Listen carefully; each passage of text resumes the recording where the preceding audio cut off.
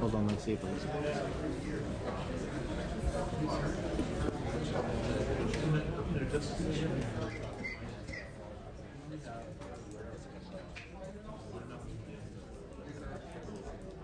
He fixed that.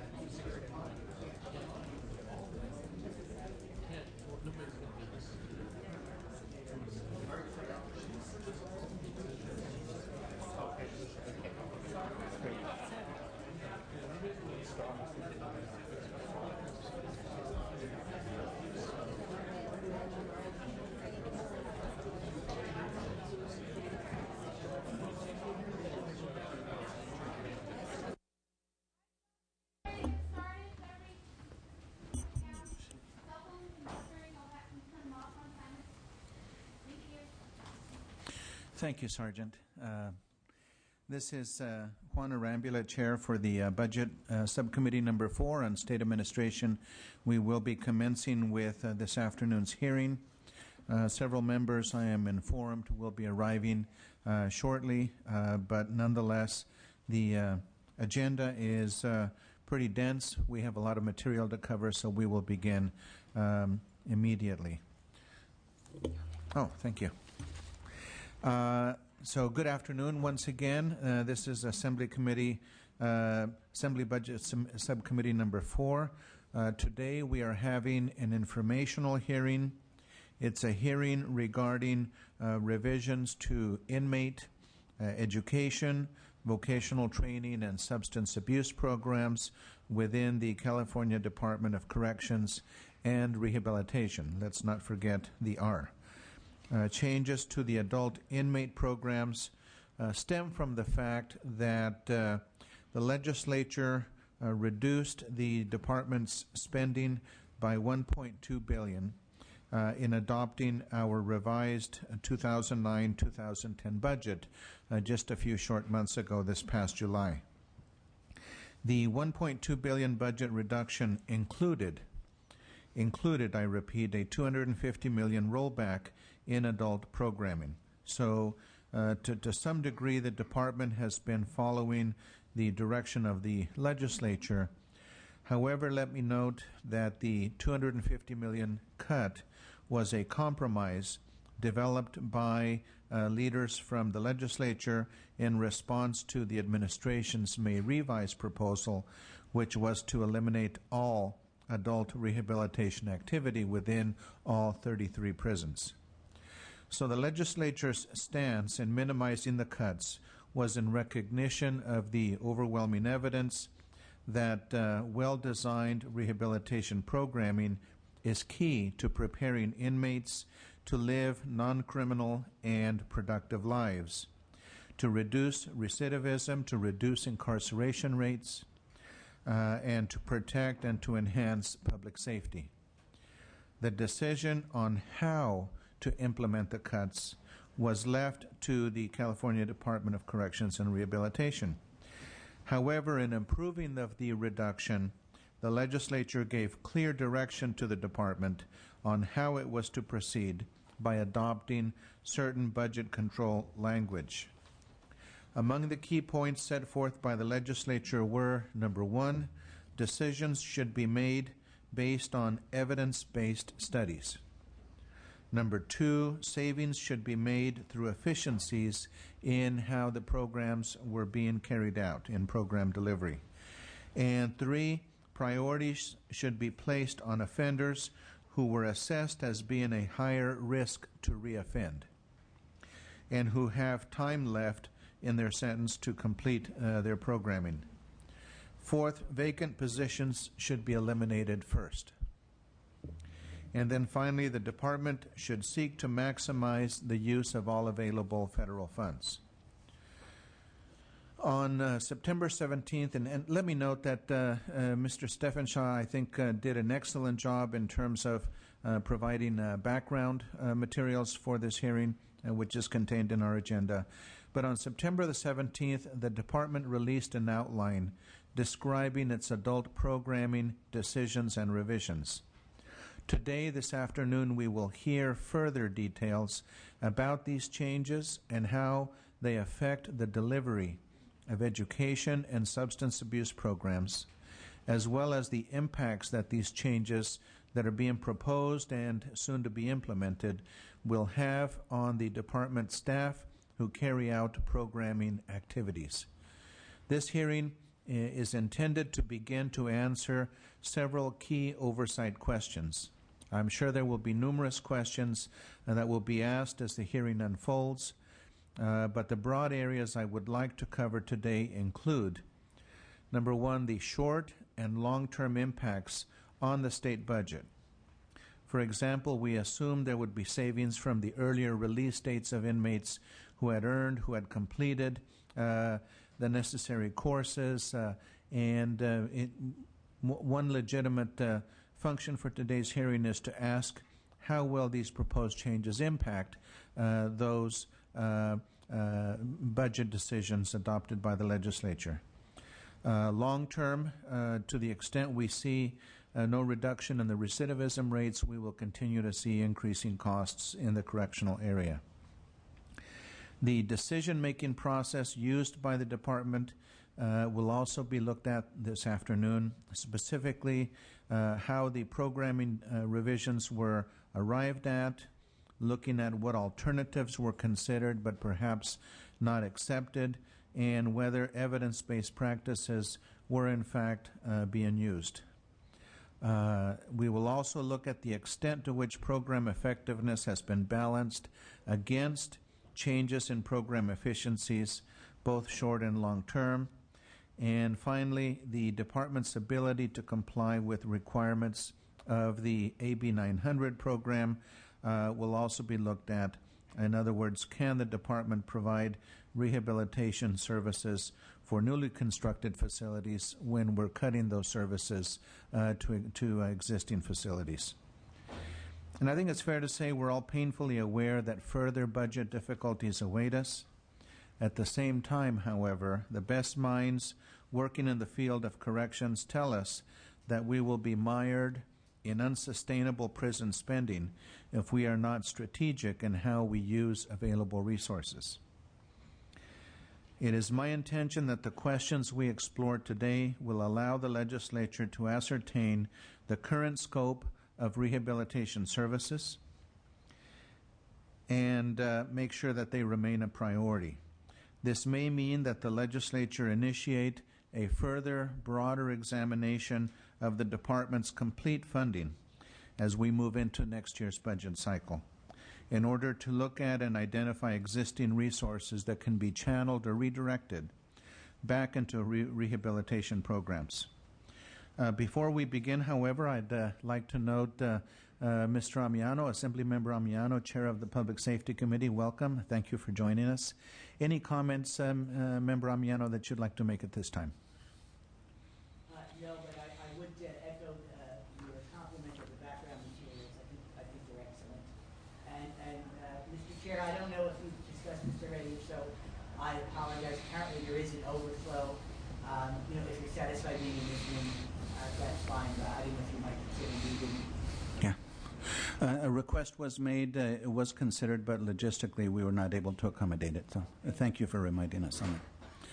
Very well. With that, I'd like to call up the representatives from the California Department of Corrections and Rehabilitation. I believe Elizabeth Siggins and Dave Lewis, among others. So if you would please come forward at this time.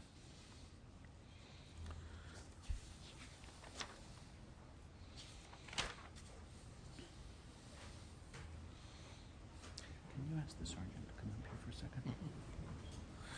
Very well. Please and tell us what you have been working on, and then there will be several questions afterwards. Elizabeth Siggins, the Acting Chief Deputy Secretary. I just wanted to make. Is this supposed to be down? Okay. So that the witnesses are being picked up. There. Okay. Okay. Sorry. Sure, no problem. Good afternoon. I'm Elizabeth Siggins. I'm the Acting Chief Deputy Secretary for Adult Programs with CDCR. I apologize. I'm obviously coming down with a little bit of a cold. I got a sense of it on Sunday and tried to hold it off until after the hearings, but was not successful. So I want to thank you for holding this hearing. I want to thank the staff for the time that they spent with us in preparation of this hearing. I think clearly the crowd that is here today is evidence of how significant and important this issue is. In this committee, you're focusing on public safety, on the budget related to corrections and some of our other law enforcement agencies. We understand that your colleagues are focusing and making equally difficult decisions in areas of education, social services, and other important public services. And so we recognize the challenges that you face.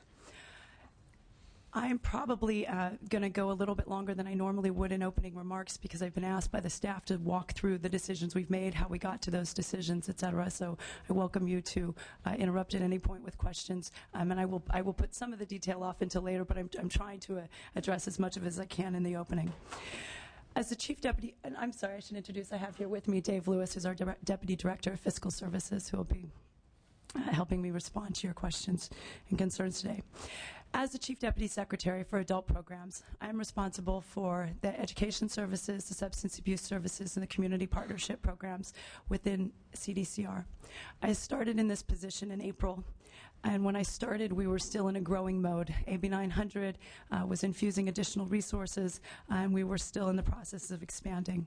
As you all are well aware, the special election on May 19th changed that, and many areas that had previously been considered sacred cows in the budget rehabilitation programs at CDCR, being one of those, were no longer able to be completely spared. And indeed, CDCR was not.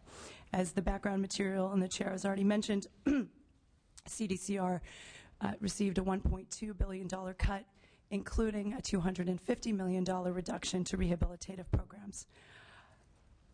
You have already outlined the Provision 11 instructions that came along to the department in terms of, thank you very much, in terms of how to implement those reductions. And they focused on prioritizing decisions based on evidence-based principles, making sure that we were targeting programming to moderate and higher risk offenders, making sure that we were maximizing program participation, that we were looking at efficiencies that we could provide in services, that we were eliminating vacancies before layoffs. And indeed, those principles were incredibly useful to us as we made the decisions and went through what turned out to be an incredibly difficult process.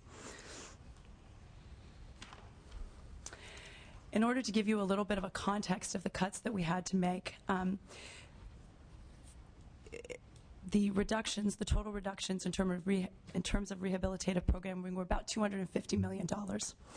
Prior to the cuts, our budget in the adult programs area was about $568 million. So clearly 250 is not something that is simply trimming around the edges. That $568 million was essentially broken down into several categories. Education budget was about $212 million. The substance abuse program budget was about $264 million. Community partnerships budget about $30 million. Assessments, training, and fidelity about $16 million. And then headquarters was $46 million. The first thing we did was take a significant cut to headquarters. We had a direction from the secretary to make sure that actually across the board we looked at what we could do in terms of reducing headquarters spending, and we were committed in adult programs to making sure that the cuts in headquarters were at least proportionate, if not more so than those to the field. We took 3 separate divisions, we consolidated them into one, we did a reorganization and a downsize, and we ended up reducing a budget of $46 million down to $14 million, saving almost a little over $70,000. Then what we did was looking at how do we zero base everything else. Let's start building on the principles that are part of our own strategic planning effort and coincided very nicely with the direction that we had from the legislature. And we started figuring out what we would build in. The first thing that we had to take into account was about $115 million of programming that we have in mandated requirements, either through the federal court or through the statutes. In terms of addressing the mandates, if there were federal court mandates, we did our absolute best to continue implementing them according to the mandates. If there were statutory requirements, often those don't come with a specific level of service. It just mandates that the department provided. And so in those instances, and I'll provide a few more specifics a little bit later, we continue to provide the program, not necessarily at the level of service that we were previously able to. So then we started building from the principles that were built in as part of the legislature's direction. And again, as I mentioned before, primarily these gave us two things we had to focus on. One was what is effective in actually reducing recidivism, and the second is how do we maximize offender participation in programs. I wish that I could sit here and say that those two always go hand in hand. They do not. Sometimes those programs that are most effective in reducing recidivism can only serve a small number of offenders for a limited period of time, or perhaps for a very long period of time. And so we also had to look at how do we balance that principle with making sure that we're maximizing the number of offenders that we can put in programs. And really, that really gets at the issue of prison safety and recognizing that programs play an important part in occupying inmates' time in meaningful activities. And I think you're going to hear a lot today about the fears of violence that may erupt as people are afraid of reducing programs. I'll be honest with you, the first cut we did when we zero-based our budget and put back in everything we thought we needed in terms of having an effective model, I think we might have even come in over our current budget. So clearly that was not going to work, and we had to go back and say, okay, how can we actually change the way we do business? We have a significant cut, a huge cut. What do we have? What can we do to actually change how we provide services? And ultimately, we came up with models in all three of our areas: education, substance abuse, and community partnerships, that we felt met our principles and the criteria that was set out by the legislature. These new models, however, only saved $200 million in budget year, so in 10-11. In the current year, they actually, even with the most aggressive implementation schedules, which we're on right now, we can only save about $100 million. So we had to go back to our cabinet and look for help in identifying program savings from other parts of the department. We came up with a solution that saves $200 million this year, that includes a savings of almost $90 million from female offender programs and services, and that is almost entirely a delay in new programs that were to come up this year that will be delayed for at least one more year now in order to achieve these savings. So for the most part, not a reduction in services, but a delay. And another about $56 million from adult parole operations from their program areas. Again, the vast majority of those programs being things that were to be brought up, not a reduction in existing services. So I just wanted to make sure that we point out that there are significant savings, particularly in the current year, coming from those areas. Next year, we'll have a full year savings from adult programs. That'll be about $200 million, and the remaining $50 million will come from some combination of FOPS, the Female Offender Programs and Services, and DAPO. And we're still in the process of determining how that breakdown would work, and that'll be in large part dependent on what the parole population ends up looking at after the implementation of summary parole and some of the other changes that came out of other portions of the budget. And we're still this year within a few $1 million of trying to figure out with implementation timeframes, et cetera, the 250. If there are no delays, we believe that we'll be able to do this with what we've outlined so far. I am, as I mentioned earlier, more than happy to walk you in detail through the models. What I'm going to do is give you an overview of how the cuts break down, and then just a few key highlights in terms of how we've changed business in each of those areas, in order to not just give you numbers without something to look at. If I may pass to the committee. This handout will show the baseline budget in each of the areas that I outlined. Thank you. The estimated program capacity, which we'll talk a little bit more about shortly. The budget after reductions, so that would be the full year implementation, which you can see saves us close to $100 million. So that would be the estimated current year savings. And then you have an estimated full year savings, which I've said is about $200 million. And so then you see how our reductions break down in each area. And so what I wanted to call your attention to was how those reductions break down. In education, we're reducing spending by 30%.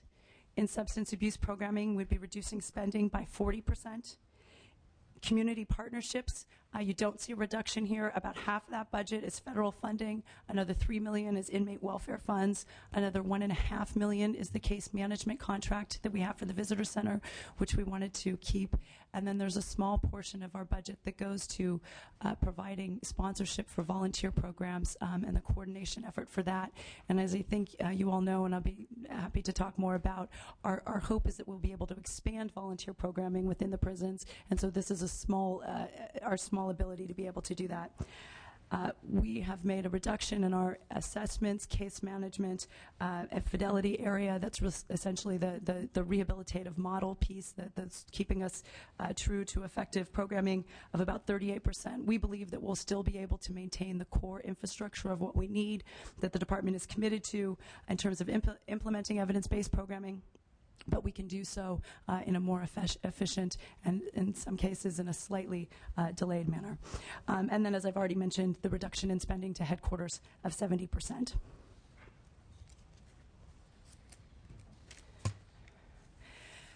There is a lot of detail in these reductions, and I will wait for your questions before I take you down any one path. But if you don't mind, I would like just to give you a few highlights of where these models will get us.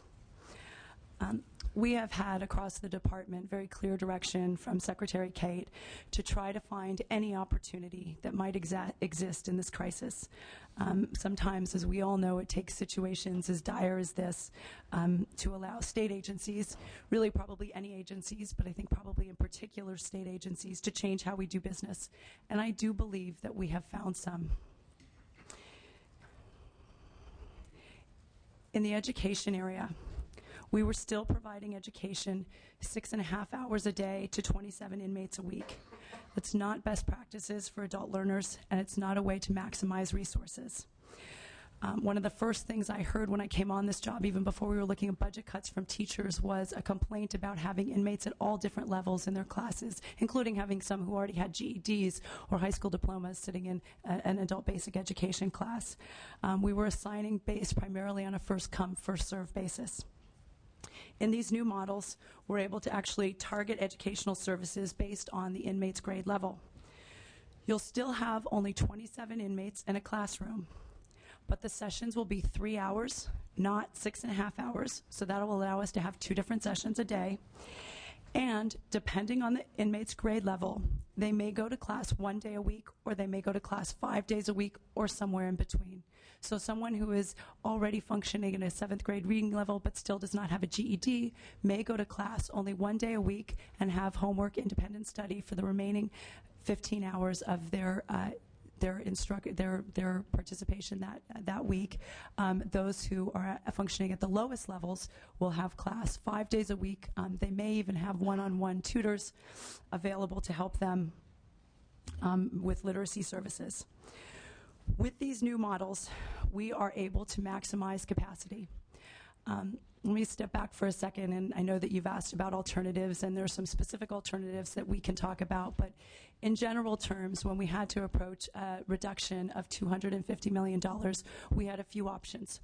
We could have either eliminated all of education, we could have eliminated all of substance abuse services, or we could have found some combination of the two. We obviously settled with the one that takes some reductions from the two. Once we chose that path, we could have taken a reduction and continued to do business as we had, which would have meant a reduction of probably at least half, perhaps a little bit more, in terms of the number of inmates that we were able to serve in both our education and in our substance abuse programs. We believed, as I mentioned before, that there were some opportunities in this for us to change how we do business, and so that's what we've looked for in this. And so with these new education models, what we believe we're going to be able to do is target services based on an offender's individual grade level, that we're going to provide teachers the assistance with teaching assistants to be able to focus on direct instruction, and that we're going to be able to maximize completions specifically GEDs, but we also will be able to allow for high school diploma for those who are close to being able to achieve that. And we think that's going to help us be able to target these limited resources much more effectively and maximize inmate participation in programs, which, as we've all talked about, is a significant part of our goal. We are taking huge cuts to vocational programs. As we originally worked on these models, our intention was to take less cuts to vocational programs than to academic programs. Excuse me.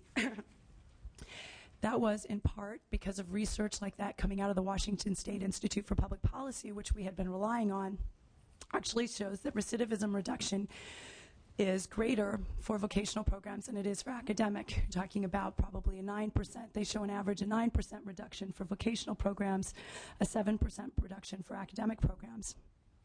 But the further we got into this, we started running into some serious challenges with doing this. One, you cannot maximize inmate participation in vocational programs the same way you do in academic. You can't build in independent study in the same way. And in many of the programs, you can't go to 3 hours. Now, it is possible in some programs, and we're going to be exploring that. But for programs where you're bringing out large equipment, large machinery, et cetera, it is not feasible to be able to reduce class time to 3 hours instead of 6.5 hours. So when we started looking at the impacts to capacity, they were hugely significant in terms of if we had tried to make the balance that way. And then, as it turns out, when you actually look at the recidivism data, the gains increase exponentially if the inmate also has a GED. So we started realizing that if we could come up with a stacking plan where we would try to get an offender into an education program where we could maximize their ability to get a GED and then get those who are eligible into a vocational program prior to their release, that we could maximize the gains in both areas.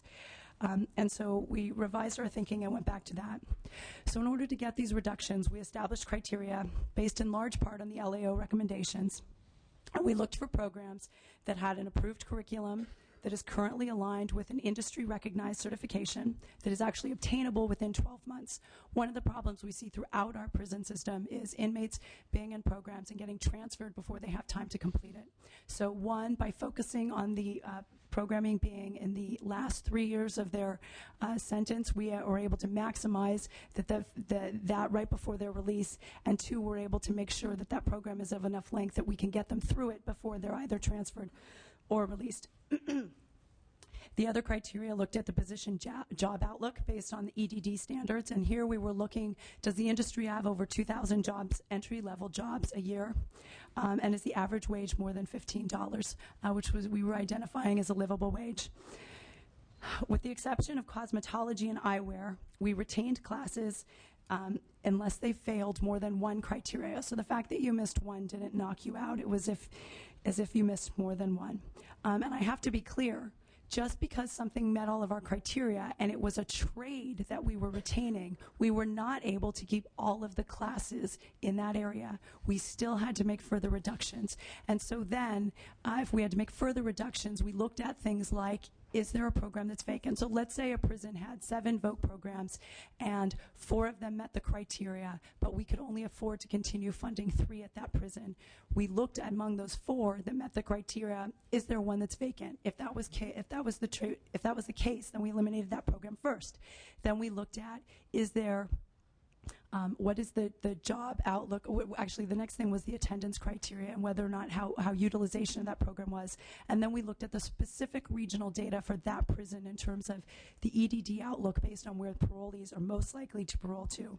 And then we also tried to keep a variation of programs. So if we already had 3 other office service programs, we wanted to keep a combination of programming available there. As a result of these decisions, we are losing some incredibly worthwhile programs. Since we came out with our criteria, we've received a lot of feedback from teachers and others about their programs. In many cases, they're demonstrating that they believe that they meet the criteria. In other cases, they're demonstrating the value of their program.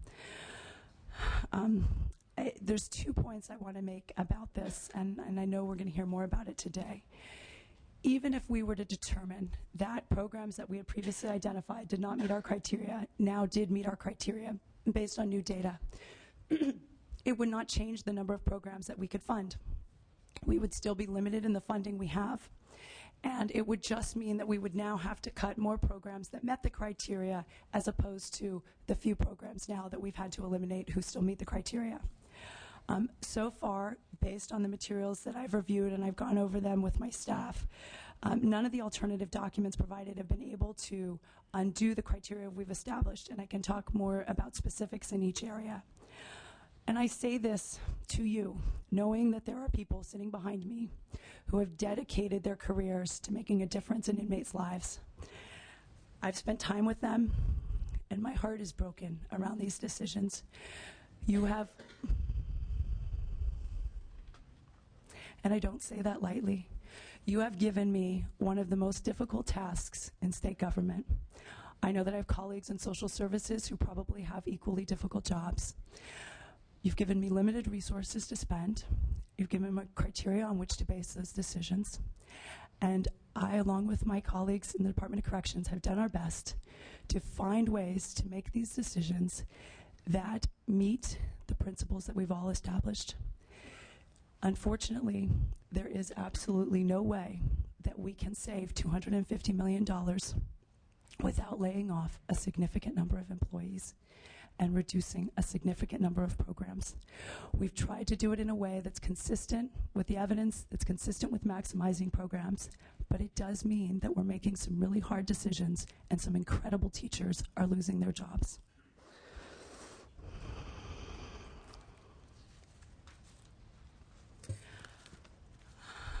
Before I close, I need to talk just a little bit about some of the changes that we're making in the substance abuse programming as well. As I mentioned before, we're cutting the spending there by about 40%. We're cutting those PYs by about 50%. These aren't all just numbers, as I just suggested. They're actual individuals in real programs. There are a number of providers sitting here in the audience, too, who I need to acknowledge have made a tremendous effort over the last few years in response to AB 900, in response to the legislature and the administration's call to dramatically expand substance abuse programming. We have made incredible strides in that area. We went from about 9,000 in-prison beds to over 12,000. We went from about 2,500 slots in aftercare to over 5,600. This is an incredibly bittersweet decision. In almost the same month that we met our AB 900 benchmark of adding 2,000 additional beds, we had to reach out to these providers and tell them that we needed to start bringing the beds back down. These folks went out, they talked communities into establishing new programs, they brought on staff, they built up their programs, and all in an effort to increase the capacity that we had to serve substance abuse, the offenders in need of substance abuse services. And now we are taking some of that back down. We owe a debt of gratitude to those providers and the staff who've worked so hard to do this. And now they're struggling.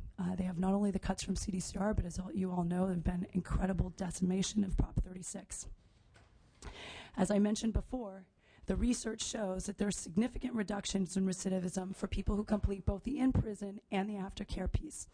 We had conference calls and meetings early on with the providers, the researchers, and others to try to determine how to best make these cuts.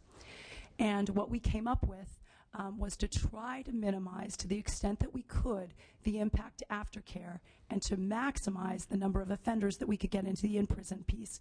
And we believe this will allow us to continue mitigating the impact, but there is still a significant reduction, but mitigating the impact by serving as many folks as possible. So what we're doing is we're shortening that in-prison component. What had been 6 to 36 months, we're shortening that to 90 days. So while we're taking our slots down from 12,000 to 2,000, we're only, and I say only in a relative term, we're only reducing capacity from 12,000 to about 8,500. So we are able to maximize the capacity relative to our spending by shortening that in-prison component.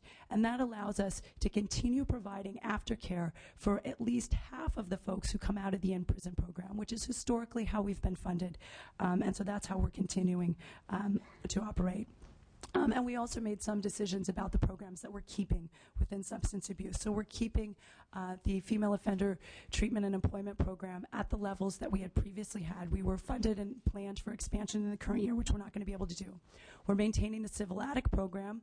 That's one of the programs that exists in statute and is one of the forerunners of the Department's substance abuse programming. We are having to do that at a much reduced rate, but we are maintaining that program. We're keeping our ICDTP, which is our in-custody drug treatment program that's available for parole violators in lieu of returning to custody. That's an important part of the Valdivia lawsuit and one of the mandates there. And we're also keeping our parolee services network, and we're doing that for a number of reasons. One, it is used by ADP as part of a match in their federal grants. So by us maintaining that money, we're able to maximize the federal dollars that come down to the state. And two, that's really some of the only funding that will be available, particularly with the reductions to Prop 36 for folks who aren't coming out of an in-prison SAP. So they're parolees who are out there in the community, and a parole agent decides they need substance abuse treatment, but they may or may not have actually been able to go through an in-prison SAP. So I've given you an awful lot of information, and unfortunately there's actually a whole lot more to discuss. I'm not going to do that now. I hope I've addressed the bulk of the questions that I was asked by the staff to present on. I'm happy to take any questions. Before I do so, I do have one last comment I wanted to make. None of these decisions were easy. I do believe that many of them change how we do business for the better. I hope it's clear from our discussion today that we carefully weighed the impact to public safety as we made these decisions. And that's why you see such an effort on our part to try to maximize program capacity, because that really is critical to maintaining public safety. We are moving aggressively to implement these changes because, of course, any delays at this point will result in us having to cut deeper in the current year in order to still maintain the $250 million in savings. So with that, I really want to thank you for your concern and for taking the time to have this discussion today. And I would also like to thank you for the difficult job that you've been put in, and for the way that you have presented the issues this afternoon. I can hear in your voice it's not just the cold, but it's a concern over the impact of some of these decisions. Chair would like to recognize Member Solorio, the father of AB 900. Welcome. Any comments you'd like to make, or? Just very briefly, I do want to thank you for your presentation. Good overview. Obviously, I'm saddened. Others are saddened. You were starting to go down a really good path of increasing our rehabilitation, educational, vocational programs, and we're having to turn the ship. So I'm not happy about it, but we're giving you less dollars to do your job, so it's understandable. Just one question, if you don't mind. This is where we're at right now. To the extent that you could talk about it, what do you foresee the next budget year looking like? Pretty stable with the current situation, or do you think we're going to need to dip farther into these programs? I'm going to turn to our Deputy Director of Fiscal Services for the answer to that question. I can tell you what I hope. Well, obviously the governor's budget is still under development, so it'd be premature to really speak to any budget actions that would take place in the budget year. But obviously, the state still faces a massive fiscal shortfall, budgetary shortfall. So I think that at this point, we anticipate that it'll be fairly stable with the reductions that we've discussed at this point. A couple of questions, and then if there are additional questions that we are not able to get to in the time that we have reserved this afternoon, we will submit those questions in writing to you and communicate further as to when that response should be forthcoming. The first question is, this past year the legislature passed a law, SB 18, in the third extraordinary session, that allows for the enhancement of the amount of credits that inmates could earn towards an earlier release date. The 2009-10 budget assumed we would achieve $42 million in savings from prison population reductions related to these enhanced credits, including about $22 million due to inmates who had satisfactorily completed a range of in-prison rehabilitation programs. How will these programming revisions that you have described impact the department's ability to complete these rehabilitation programs, and will we see the savings that we had assumed in building the budget? Will those savings be achieved as anticipated? Thank you. I'm glad you asked that question. I did fail to address that in my opening comments.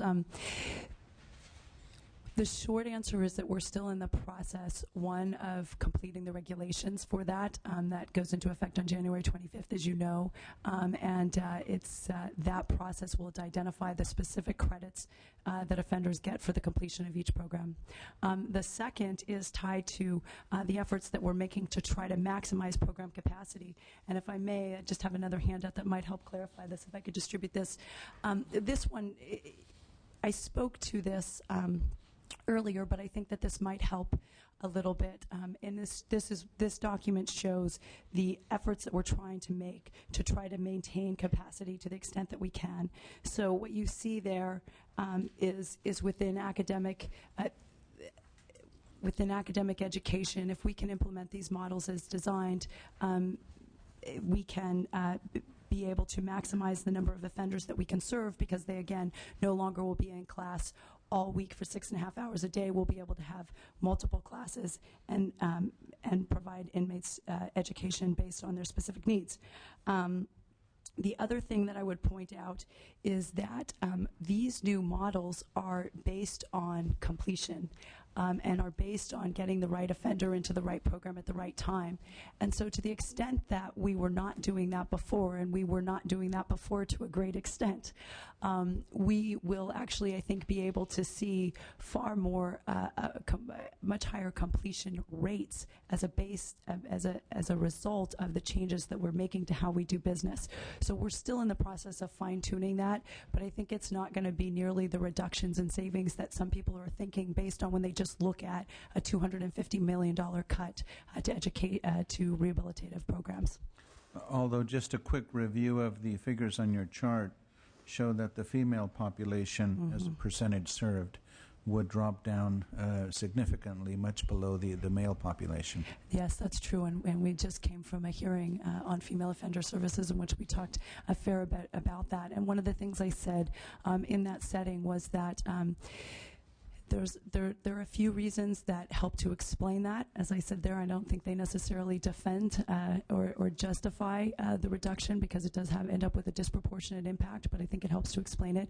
One is the decision, and it was part of the criteria established by the legislature to focus on moderate and high-risk offenders. Females are disproportionately low risk, closer to 50% as opposed to males, where it's more like 20%. So as we target resources on those offenders, we are disproportionately serving male offenders.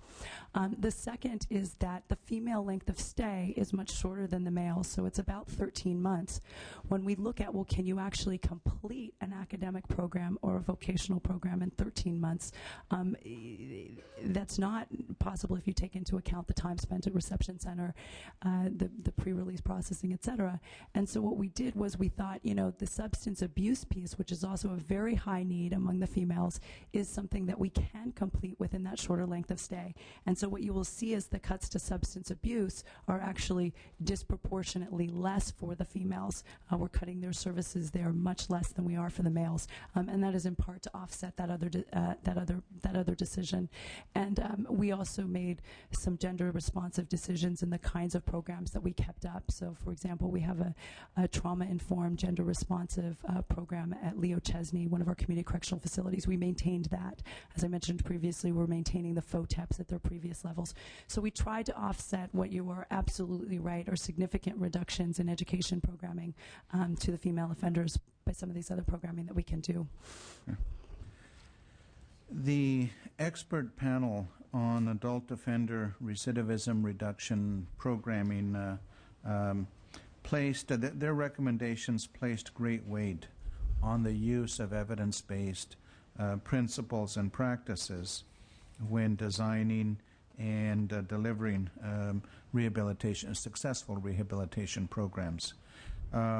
In general, what evidence-based principles or practices or studies did the department rely on in developing its programming changes in rehabilitation? For example, how did the department decide to reduce the length of time that inmates are enrolled in substance abuse programs and to shift inmates to independent academic study? Okay. With respect to the evidence-based literature, I think probably the key practices that we drew from there was the focusing programs based on an inmate's risk, need, and time left to serve. And those are key to all of these new models and how we'll prescribe rehabilitation services. Specifically with respect to the reduction in the substance abuse programming, I want to clarify that we're only reducing the in-prison time. We're not reducing the aftercare time. And that was based in part, there is no research on how much in-prison time is necessary.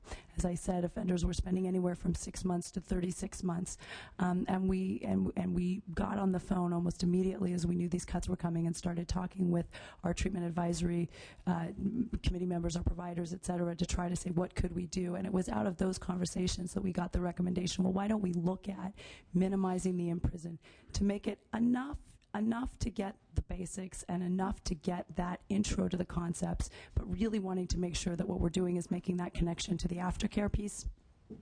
And so it's from there that we base that, and that comes from our research, the UCLA research. I mean, years of research. I think our most recent data around that is that inmates who complete both the in-prison and the aftercare component after 2 years are returning at about 35% as opposed to 54% for a general person who doesn't go through that programming. With respect to the education, it is the models are based on the standards for the Department of Education. We were previously providing 30 hours of education a week. The CDE standards are 15 hours, so our new models are still consistent with the CDE standards. They're consistent with the WASC accreditation, and there are best practices in adult learners that really talk about the focus on self-direction and relying on self-study, and that's the piece that has the combination of independent study. I want to be clear that as we look at these models, they're not entirely independent study. So they're all some combination of classroom instruction as well as independent study based on the individual's grade level. If there's additional follow-ups, please let me know. But changing direction just for the moment, the department's master rehabilitation work plan states, and I quote, "To be an effective teacher, mental health counselor, vocational educator, or substance abuse counselor clinician, the staff member must meet the minimum requirements of state certification. Correctional agencies cannot allow any shortcuts in this area."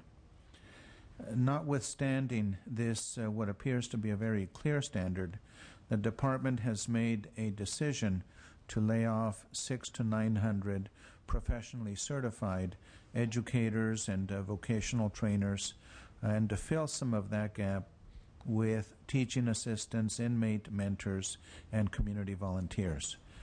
How do we reconcile, how does the department reconcile its own master work plan standard of using certified educators with a decision to use personnel who do not have that level of qualification? Again, I thank you for asking that question because I know there is a lot of concern about that. As I suggested earlier, we could have taken the existing models and just reduced them proportionate to the amount of money that we had to save and not increase the number of offenders that we're serving.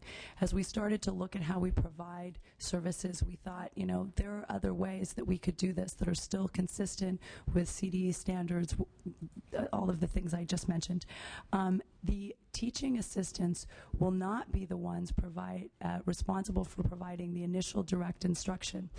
That will remain the teacher's responsibility, but the teacher will have anywhere from a half to 2 teaching assistants, depending on the model, to work under their direction to assist with one-on-one or small study groups, but again, not providing the initial instruction, but going over homework assignments to help with grading, to help with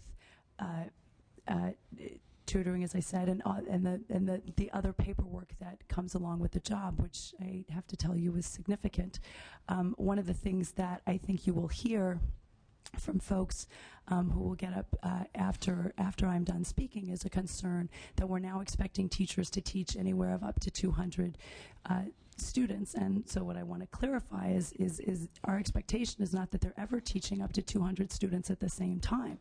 They will still have only 27 students in their classroom. In fact, in a couple of models, they'll have less than that. But that they will have the teaching assistants to help them be able to do that other part that comes with now having more teachers on their caseload over the course of the week. And so we think that that is very consistent. We've been using the teacher assistants in our federal grant programs, which have seen incredible gains over the last few years, and in fact resulted in us getting significantly more federal money. And so we think that it really is an important and critical way for us to be able to maximize our resources. And just to follow up on that area, the department's bridging program that I believe relied on independent study and distance learning, as I recall, did not have very good results. Many inmates admittedly have study skill problems that might require a more structured classroom environment. How do we differentiate between the outcomes of the bridge program, the bridging program, and these current proposals? In other words, reducing the class hours and moving to more independent study. What evidence says that this is a more effective approach than the bridging program? Sure. There are a couple of things, and one I just have to point out, because I have been along with you thinking that bridging was not an incredibly effective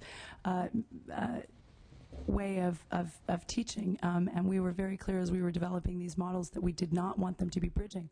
I actually was just on the phone this morning with the Department of Education, who talking to them about our new models and making sure that we were addressing any concerns that they might have into this. And one of the things they said is that they were concerned that we were eliminating bridging because it has been incredibly effective in identifying learning gains. And I said, well, talk to me more about why that is. And they said that it's because the teachers go to the inmates, and the learning gains are based on being able to get the pre and the post test. And as I mentioned earlier, one of our biggest problems is inmates leaving before they complete a program. That is in part our responsibility to get inmates into a program at the right time, but it also has to do with just the reality of how the models have been set up previously. So in these models, we're specifically building in pre and post testers. We're building in assessors so that we can make sure that we're able to maximize all of that. But there are nonetheless some important differences between these models and bridging. The first of which is that bridging did not have a direct instruction component. There was not a classroom instruction time. It was a cell-based program. So these new models are not cell-based. There was some combination of instruction, classroom instruction, anywhere from 1 day a week to 5 days a week, depending on the inmate's level, with the independent study or the homework. We actually believe that by using the teaching assistants and making them available to the teachers, we are freeing up the teachers for more instruction. Another important difference of bridging. And the final is that these models, by having 5 different models, again, each based on different learning levels, different realities of facility infrastructure, et cetera, we're able to more customize the models to the individual as opposed to bridging, which was much more of a packet in the cell. There are many more questions that then time will allow me to discuss this afternoon, but there is one I have to ask. Since so much is riding on the success of the rehabilitation program, not the least of which is protecting public safety. It is important to monitor the outcomes of these changes. What objective performance measures does the department intend to use, and how will you report that information to the legislature? I am glad that you share that as a priority. I will let you know that when you're doing these kinds of budget cuts, it's not always easy to successfully fight to maintain the infrastructure you need around data collection. When you're balancing data collection with actual direct services, it can be a very tough argument to make. And we were very clear that that was going to be critical to knowing whether or not this ever worked. I think the department has made incredible gains in the last few years in terms of being able to collect outcome data like what you are asking for. We still do not have in the education area individualized data, which we ultimately will need, and we think we're very close to a solution. At first, which was funded by the legislature, is something that we're continuing to pursue and work toward, and we believe that we're going to be able to do that. We're also working on automating our class records, which will be something that will allow us to get this data. So specifically with the kinds of things that we'll be looking for, some of them will be the things that we've always been looking for in terms of utilization and enrollment, but we're also going to be looking at, do we have the right inmate in the right program at the right time? Because that really is going to be critical to how we do this.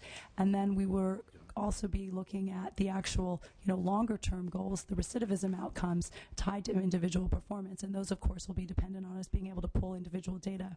We have just since this past summer been able to collect that data out of substance abuse, and as I mentioned, we're working on being able to collect it out of our education program. So we'll be working very much on that and share that as a priority.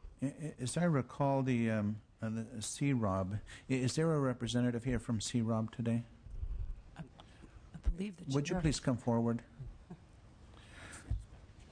Mr. Inspector General, please come forward. AB 900 assigned significant responsibilities to CROB in the oversight of progress in the department's program implementation. Could you summarize how the board plans to evaluate the effectiveness of the department's programming revisions? I mean, I understand that you may have to change how you proceed given some of the events that have happened since that direction was given. But tell us, what is your plan to evaluate the effectiveness of some of these revisions? Well, I think the board's procedures will be the same in that the department will share with us, share with the Inspector General's office as the primary agent for CROB, the data that they collect. We will make an attempt to independently verify that. I have an individual who works directly with the department in designing the data collection and then also in the reporting that we do. That information will be presented to the board. The 11 members, will use their expertise to question the data and to work with the department on assessing whether or not it's being effective. Clearly, the information that we've received in the past, the tours that we've taken at the pilot project, and a lot of the effort that's gone into the last 2 years is going to have to be completely reset because of the budgetary changes and the program changes. And the board hasn't had the opportunity to sit down with the department. We will next week to review the budget cuts and to review the new program to see where the 11 members of the board want to go with the department in assessing these changes. And department, some of the changes that you're proposing require or are designed to make sure that the right person is being served by the right program at the right time and place and so on. But doesn't that presuppose that you have adequate personnel to do the assessment of the inmates? And will some of the reductions in assessment staff interfere with the ability to do that assessment? We've come up with models that are going to allow us to continue to do the assessments as we need. What we may start looking at, and we'll be talking to CROB about this next week, is is maximizing our ability to assess people. If we know that someone is not going to be released for 10 years out, we may not need to assess them this year. We could assess them later. And so we can expand those resources over time. So we absolutely, we have built into these models the assessments we need. Part of what's in the education budget is not just the direct instruction, but are the TABE assessors as well as the GED testers and the CASA assessors. So we've built those pieces into each of these models. You're right that we made a reduction in how we were going to do it. In some cases, we've made a reduction in staff that we were going to be bringing on by looking at doing it in different ways, but we've still built in those pieces.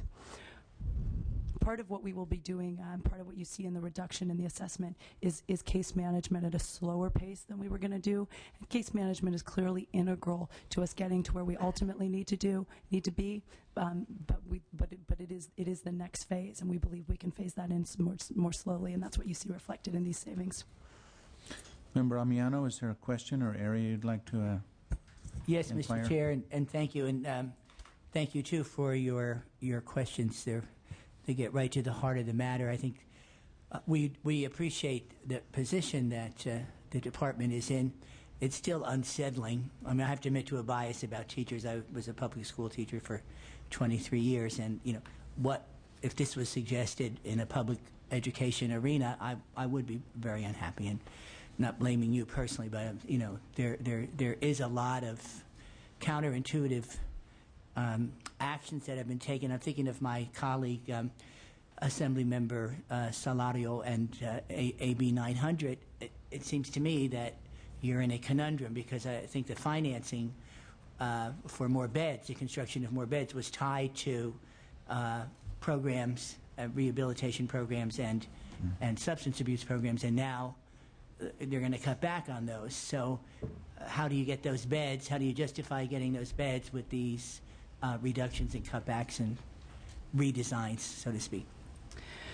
We will, you're speaking, I think, specifically to the 13 benchmarks that are laid out in AB 900. Established in order to get to the Phase 2 funding.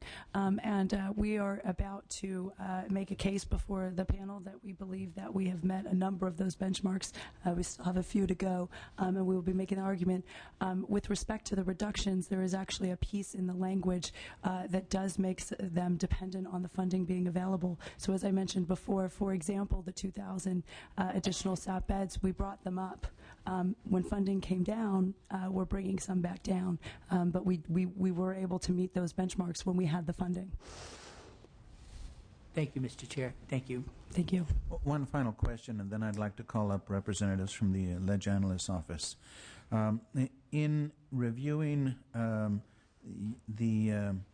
in looking to see what revisions you would make, I assume you consulted the literature, you talked to experts, you met with folks and got ideas. Who did you meet with, and what recommendations did you not adopt? That is probably a longer conversation, but I'll give you kind of the highlights.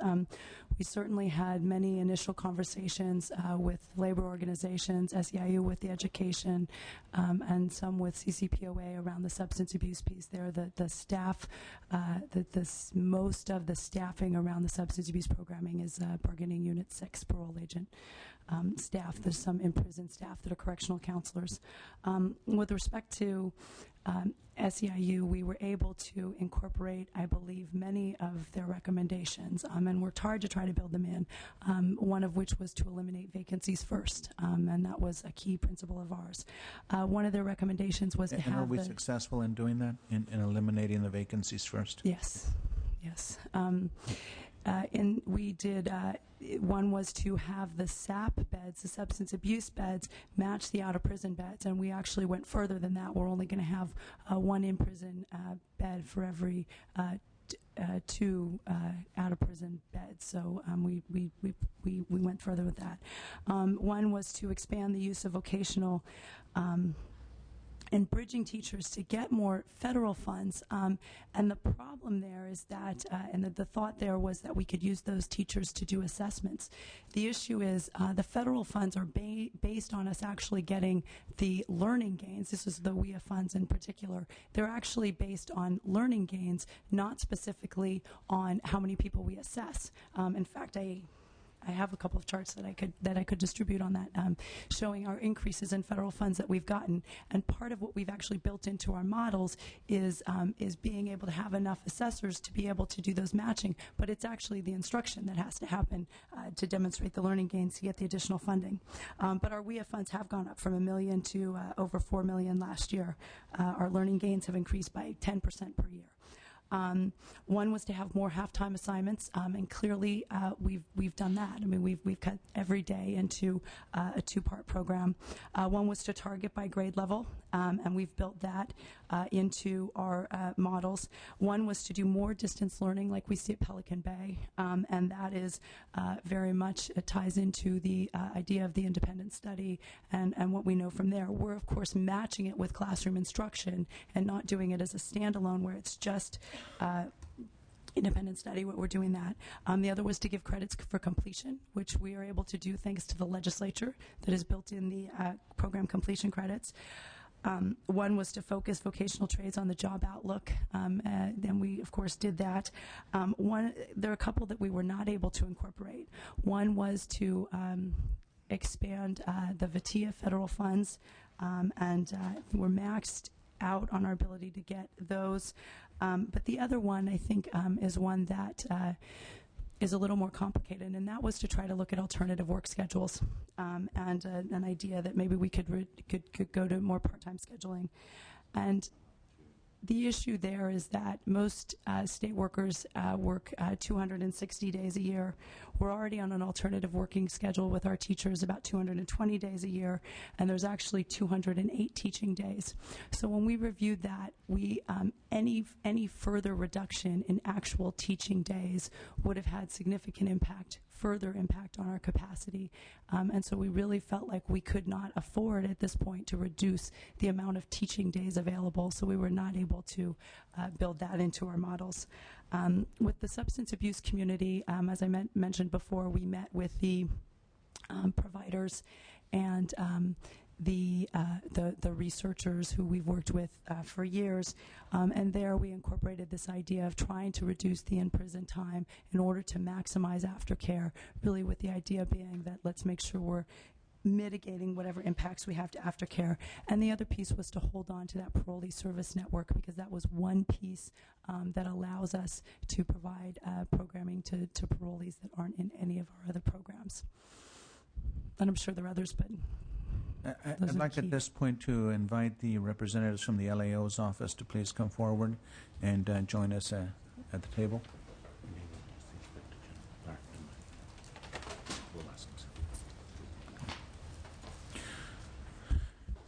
And given some time constraints we have, and more specifically the time constraints of one of our expert witnesses, LAO, I will be asking you a couple of questions first, and foregoing the general comments.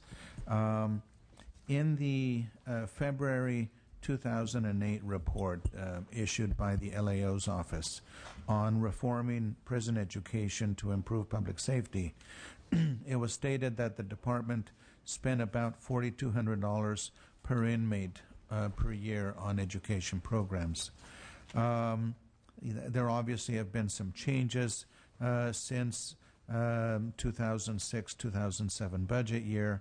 I believe historically we were spending about 5% of CDCR's overall budget on adult programs. With these proposed revisions, with the changes made in the budget, how much will we be spending per inmate in this area? Thank you, Mr. Chair. Aaron Edwards, Legislative Analyst's Office. The department proposes to spend $153 million in the budget year and ongoing on educational programs, and they'll serve about 49,000 offenders with that budget. That comes out to be approximately $3,100 per inmate enrolled. And the department appears committed to placing the right inmate into the right program at the right time. As you stated in your report, however, not you personally, but the Ledge Analyst's Office, this requires proper inmate assessments, requires adequate case management, it requires the ability to track inmates through their education programs. Does the LAO think that the revisions in the adult program will allocate sufficient resources to the assessment and to the case management activities? Well, as the department noted earlier, they do intend to reduce their budget for case management, assessment, training, and fidelity by 40%, from $16 million to $10 million. It's a substantial reduction. We do think there will likely be some impact, particularly in the area of case management. As Ms. Siggins noted earlier, they had intended, I think, to allocate more staff to conduct case management, and they won't be able to do that now. And so I think there will be some impact in that area. In terms of the assessments, the impact, I think, will be minimal due to the steps they're taking to, for example, to defer assessing long-term inmates who won't be part of the target population placed into rehabilitation programming immediately on entering prison. So it's possible to defer their assessments into that way to allocate the scarce resources to focus on the folks who really need to be assessed right away.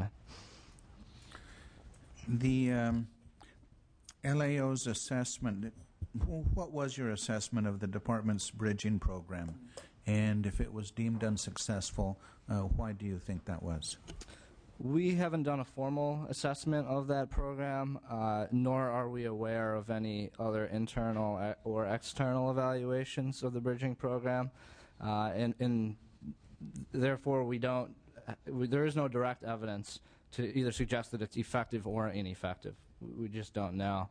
Having said that, I think there is a recognition that the principles upon which that program were based aren't necessarily in line with prevailing wisdom in the area of education.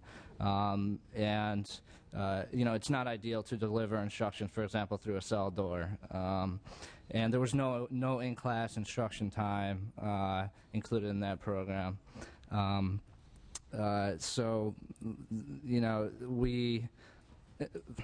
We don't know for sure whether it worked, but like I said, it's not necessarily based on good principles. And the proposed independent and distance learning in lieu of the classroom education, what is your view as to the likelihood of getting better academic outcomes for inmates through this approach compared to the bridging program? Well, as Ms. Siggins noted earlier, I think there are substantial differences between the bridging program and the new education model. I think there is a movement towards less in-classroom time, so it's moving closer to the bridging model. However, having said that, the bridging program didn't include any classroom instruction time, which is important, and the new education model does provide at least some in-class instruction time, although at a reduced level. Second, the new model will use accredited curriculum and materials, whereas the bridging program did not. And the new education model is also based on, it's designed to meet specific learning levels. So inmates who need to have more classroom instruction time will be able to have more classroom instruction time compared to inmates who can get by with more independent study. And finally, the new education model will employ teaching assistants as well as inmate tutors, which were not employed in the bridging program. I believe you were present when we inquired as to the savings from the credit enhancements. Has the LAO done any preliminary analysis to give us some insight as to whether we will achieve the savings that were estimated when we adopted the budget? Paul Goloszewski with the Legislative Analyst's Office. We did receive some updated estimates working with the department for those proposals. If you recall, the 2009-10 budget assumed about $16 million in savings, ramping up to $21 million ongoing, and revised estimates are showing about $2.3 million in 9-10, growing to about $5.5 million ongoing. I think it's important to note that a large part of the reduction obviously is due to not as many inmates completing programs, and I don't have an exact breakdown of how that is in terms of academic education, vocational, or substance abuse. We know on vocational programs the department is eliminating some voc programs, so presumably fewer inmates will be able to earn a voc certificate and get the completion credits. For academic education, we don't really know if the new model is as successful as the department is hoping. There could be a similar number of GED and diplomas. The real difference is I think, in the substance abuse treatment programs. The department has sort of structured, or I guess is planning to structure in regulation, that inmates would receive 3 weeks of credit after participating in a substance abuse treatment program for 3 months, and the full 6 weeks after 6 months. Now, as the department has noted, they're scaling back all of the in-prison treatment to 3 months. So the most that inmates would be able to qualify for is now 3 weeks. And that was a decision that the department made. It's not defined in statute that way, but that is how they are intending to implement it in regulation. If I may, as I suggested earlier, we're in the process of refining that and reviewing that. So Right. until the final regs go, Okay. that still And could then change. those were preliminary figures, so Exactly. we would be interested in getting more refined figures as time goes on.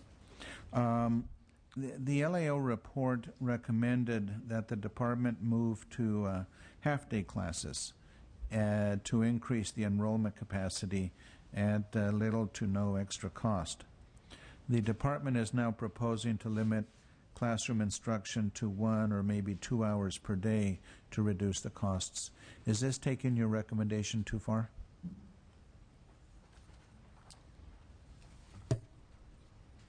Well, I think our initial recommendation was to move to a half day so that inmates could then use the other half of the day to enroll in other programming, such as vocational and substance abuse programs. So we did not, intend it to be reduced to the extent that it has been. That was not part of our recommendation. However, we do recognize, the need to change the model to reach more inmates. Are there other alternatives that the department could have or should have considered? Is there any happy medium, for example, alternating days of classes, looking at the length of the school year, class sizes, or some other approach that maintains classroom time for the population or the target population, but still achieves the estimated savings? The department has informed us that they did consider these other alternatives. I'll just comment on some of these. The alternating days, if the department if they did opt for alternating days rather than providing instruction only 1 or 2 days a week, that would likely reduce the time to program completion as well as increasing completion rates, which would be good. However, the trade-off would be that the department would be able to enroll fewer students, which would increase idle time for those students and for the non-enrolled students, which can be a security issue at the institutions. As for the length of the school year, reducing the number of teaching days would allow the department to achieve budget savings without resorting to laying off. While they would be able to lay off fewer teachers if they were to do that. However, there is a disadvantage in that, again, there would be more, with a reduction to teaching days, there would be more idle time for the inmates who are enrolled in those programs. And again, that can be a security concern at the institutions. And also with fewer teaching days, it increases the time it takes an inmate to complete the program. And because there's a lot of inmate movement through the system from one institution to another, increasing the time it takes for an inmate to complete a program often means that they might be transferred before they can actually finish the program. So that is a major concern. As for increasing class size, this would allow the department to serve more inmates at little or no cost, additional cost, which would be, of course, a good thing. However, there are some trade-offs here as well. There would be an increase in teaching workload. There would be a potential increased security risks in those classrooms. There may be potential negative impact on student achievement. I think literature on research on other educational settings does show that increasing class size does have a negative impact on educational outcomes. And furthermore, it may not even be a feasible solution at some institutions, depending on the space constraints that they're facing. Earlier, we had a brief discussion on the elimination of vacant staff positions prior to looking at layoffs. Has the LAO assessed whether the department has complied with the legislative direction in this area? And if so, what's the current status of vacant positions in the department? We haven't been able to fully assess that at this point. I mean, we know in conversations with the department, and as they just testified, that they did try to eliminate programs, for instance, vocational programs that had instructor vacancies when it was feasible to do so. The only real data I have is actually on their adult programs headquarter positions. They told us that prior to the planned reductions, they had 282 positions, of which 108 were vacant. And after the reductions, they'll have 173 positions, of which 29 are vacant. But again, that's only at headquarters. Okay. Finally, the legislature also directed the department to maximize the use of all available federal funds. Have you taken a look at the federal funding streams that flow to the department or would be available for the current or budget year? And has the department used federal funds in accord with the legislative direction? We're not, and I think as the department mentioned, we're not aware of them being able to secure any new federal funds or new funding streams to support these programs. We do know they obviously preserve the federally funded programs that they have, most of which is through the Workforce Investment Act, and that goes to support parolee employment programs. Yeah. Member Amiano, any questions? Yes, I was just struck by what appears to be a contradiction. Maybe you could clarify. The LAO testified that they had not really had time to assess the bridging program. But the department representative said that initially everyone gave the bridging program a bad rap, but now they're feeling that it's a really good program. Now, maybe I didn't get that. Maybe I need that clarified, but I just... Sure, I'd be happy to clarify. Thanks for asking. What I believe I said, or what I meant to say, is that I too have shared my skepticism of bridging for all the reasons that I outlined and that the LAO did. I just this morning in a conversation with CDE, it was brought up to me that there were significant increases in learning gains when we brought on bridging because, again, that ability to do the pre and post test, and those happen in relatively close proximity, relatively close in time with bridging. So there was an advantage to bridging with respect to both to measuring learning gains, and the teacher, by going to the cell, you really had the teacher going to the offender with the sole, intent of doing the pre-test, providing the packet of materials, and then doing a post-test. And so there were some pieces of that program that it turns out maximized learning gains, and for that was seen as having some positive elements by CDE, because that then is what is used to maximize our federal dollars. So increases in learning gains and bring in more federal dollars. So there was an advantage to bridging. I still, and again, there are no formal evaluations of it, but it was not a model that we were looking to replicate in our new models. It just seemed to me that this is not the optimum. Right. So I don't know what the gains might be. Maybe, adaptation to environment and not freaking out or something. Well, they were CASAS learning gains. They were objective. Yes, as measured via CASAS. But again, I did not. That is not the model that we were looking to replicate in our new models. And in fact, we were sought to say, how do we create this so that we don't repeat the problems with bridging?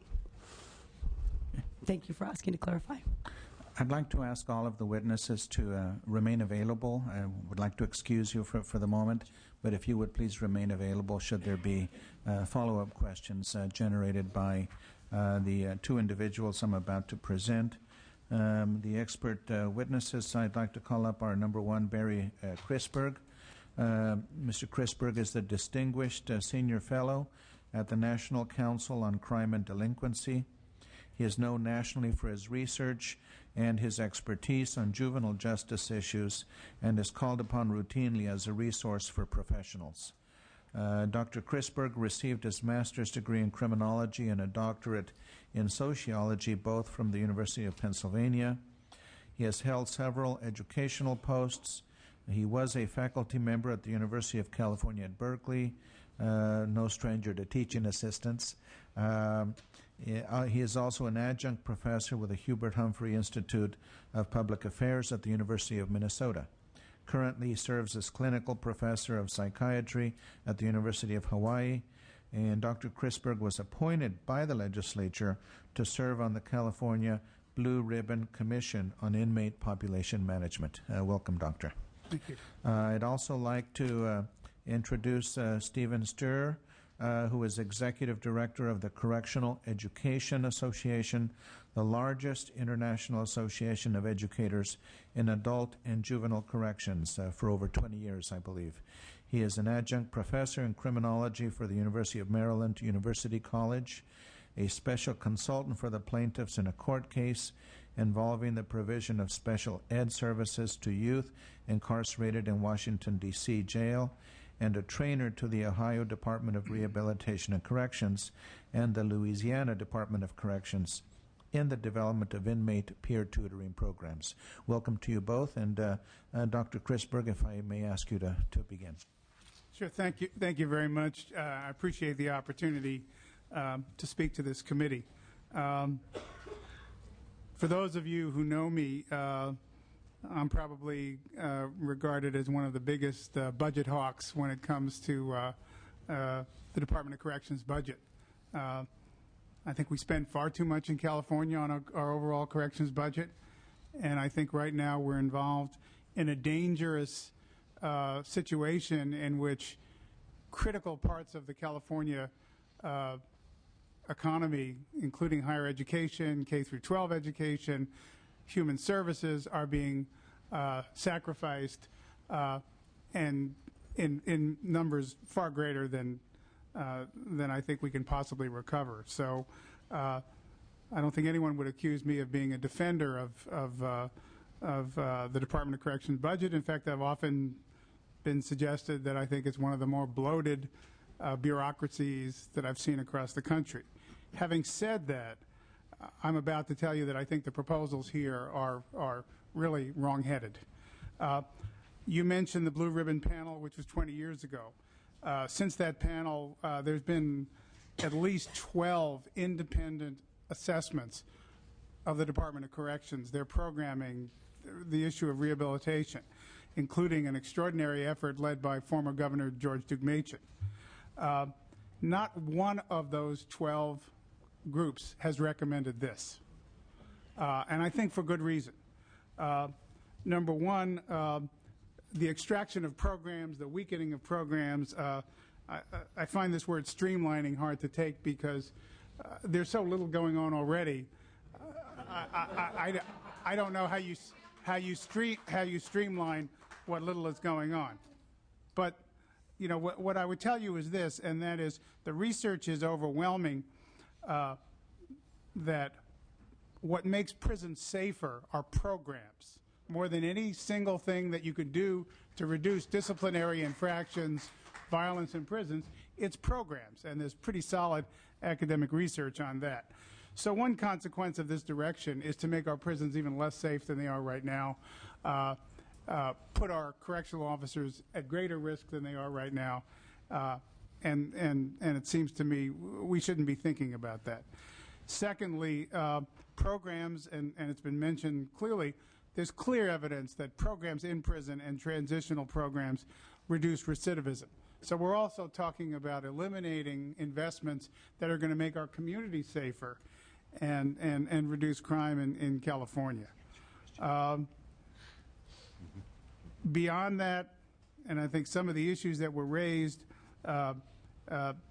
these moves essentially make AB 900 a fraud.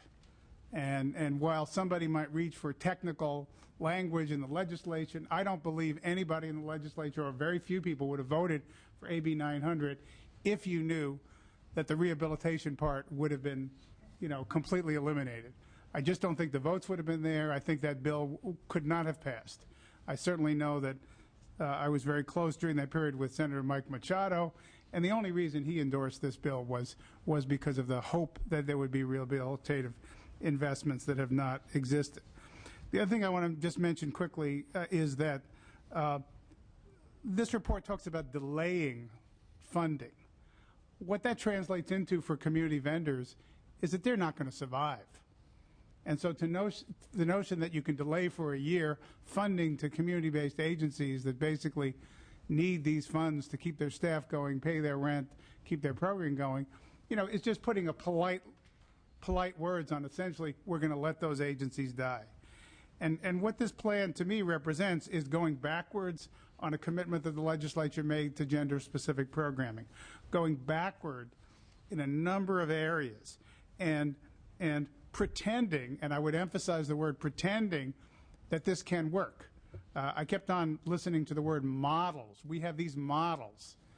The fact of the matter is the Department of Corrections right now, as per the federal courts, as per the expert panel that I served on a couple of years ago, as per the opinions of a number of the leading correctional experts, is out of control right now. I mean, we're being told that unless we release 40,000, 50,000 inmates, the system is out of control. So to have people here tell you there are models, you know, denies the fact that this system is in crisis presently, and that only dramatic changes could bring it under some level, and certainly none of this helps. It takes us in the wrong direction. Again, it takes away programs. Now, could the programs be done? You know, can we make improvements? Sure. There's always ways of making improvements, but in my experience, it isn't overspending on treatment and rehabilitation. Quite the contrary. You know, a week ago I was here in front of a Senate committee looking at mental health services in the Youth Authority, what we used to call the Youth Authority, and I pointed out to the committee that DJJ, with its about 1,600 inmates, had more sworn officers than the city of Oakland. So the issue in terms of spending and salaries is not on the treatment education side. Now, these are tough times, and we all understand, you know, my dad used to say it's tough all over. Everybody's got to cut their, pull in their belt and cut their expenses. I would argue that we really need to look, again, go back to these recommendations, 12 different reports, and they all pretty much say the same stuff. We can save money by sensibly reducing the parole return population, by avoiding reprocessing the low-risk people over and over again, by better programming. We can save money through policy decisions which keep more low-risk offenders in the community at the local level, with funding for probation and sheriffs to manage these low-level offenders. That's where the money is, and I think that's where the legislature has to look. And whether and I believe, Doctor, the LAO has recommended some form of realignment of responsibilities with local government, with some provision of adequate financing to do their job. Absolutely, and I think one of the issues has been over the last, 5 years, you pick it. The Department of Corrections has come here and promised, for example, pre-release centers. Well, we don't have them. We were supposed to have significant reforms for young women or women in the prison system. They have not occurred. Community outreach, really not occurred. So again, based on performance, I wouldn't bet on these models. And I just think if we're going to save money, and if somebody was going to tell you the truth, they would tell you that the changes have to be policy changes. There are prudent and safe things that we could do to manage low-risk offenders in local programming. And ultimately, as I like to remind people, offenders don't parachute in from outer space. They come from real communities, and they will go back to those real communities. And if we're going to invest, that's where we need to build or rebuild that infrastructure. Otherwise, we're going to be chasing our tail for a long period of time. Last thing I just want to mention, and I'll stop here, is these cuts rest on a theory that there is an adequate risk assessment model in place. I don't believe that to be true. UC Irvine did, I think, a very devastating critique of the department's current approach. So to trot out an evidence-based model based on an unvalidated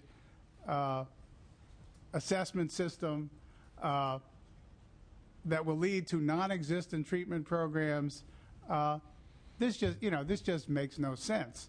And so, my argument to you is, we can probably make some efficiencies. I'm all for that, but ultimately the efficiencies have to be handled by a realignment strategy for the nonviolent offenders.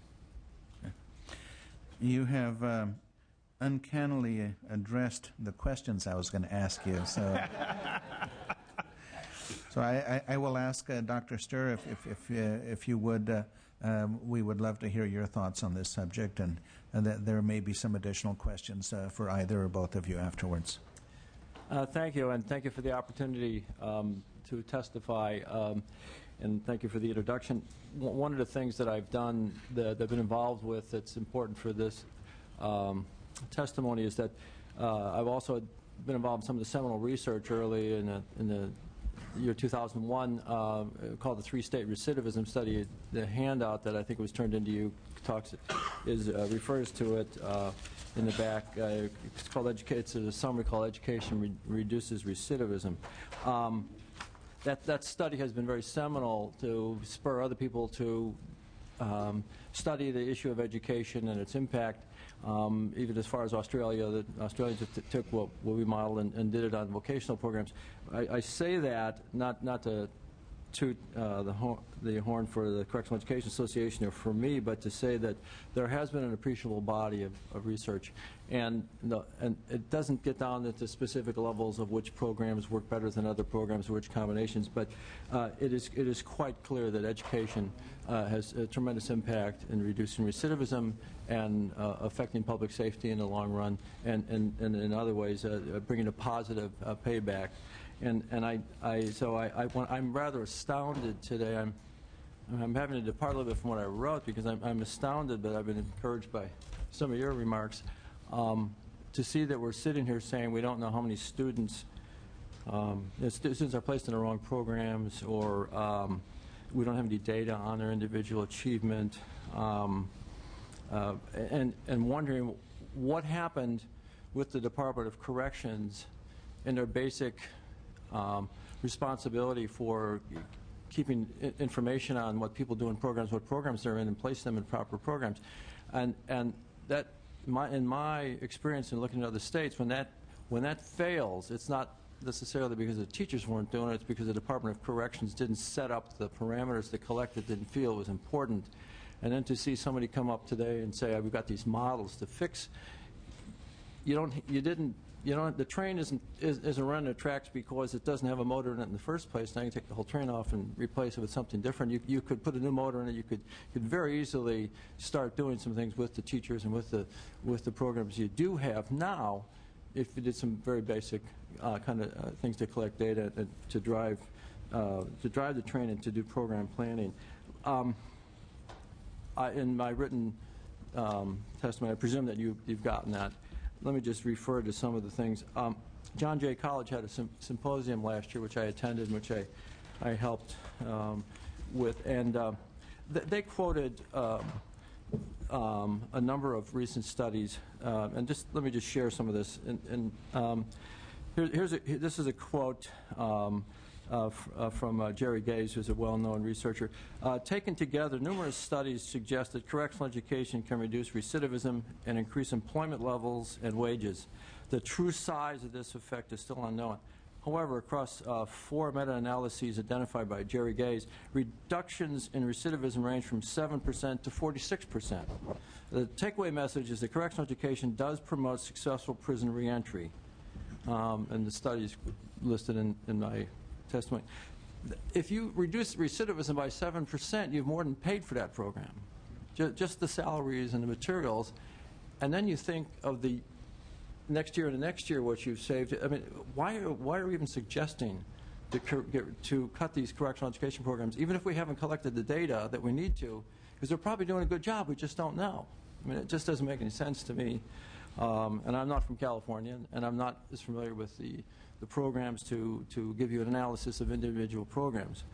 The best, already cited in previous testimony here today, Washington State Institute for Public Policy has been doing this for a number of years. Evidence-based policy options to reduce future prison construction, criminal justice costs, and crime rates. And they talk about the 7 to 9% reduction in recidivism. Vocational programs seem to be a little more, in terms of reduction of recidivism, but academic programs, it's 9% for that, 7% for academic. But then you think about it, the vocational programs, they usually went through an academic program first to get to the vocational program. So, but in either case, these programs are extremely effective in reducing recidivism. And they lay out costs. If you put $1,182 per prisoner invested in a vocational program, you save $6,806.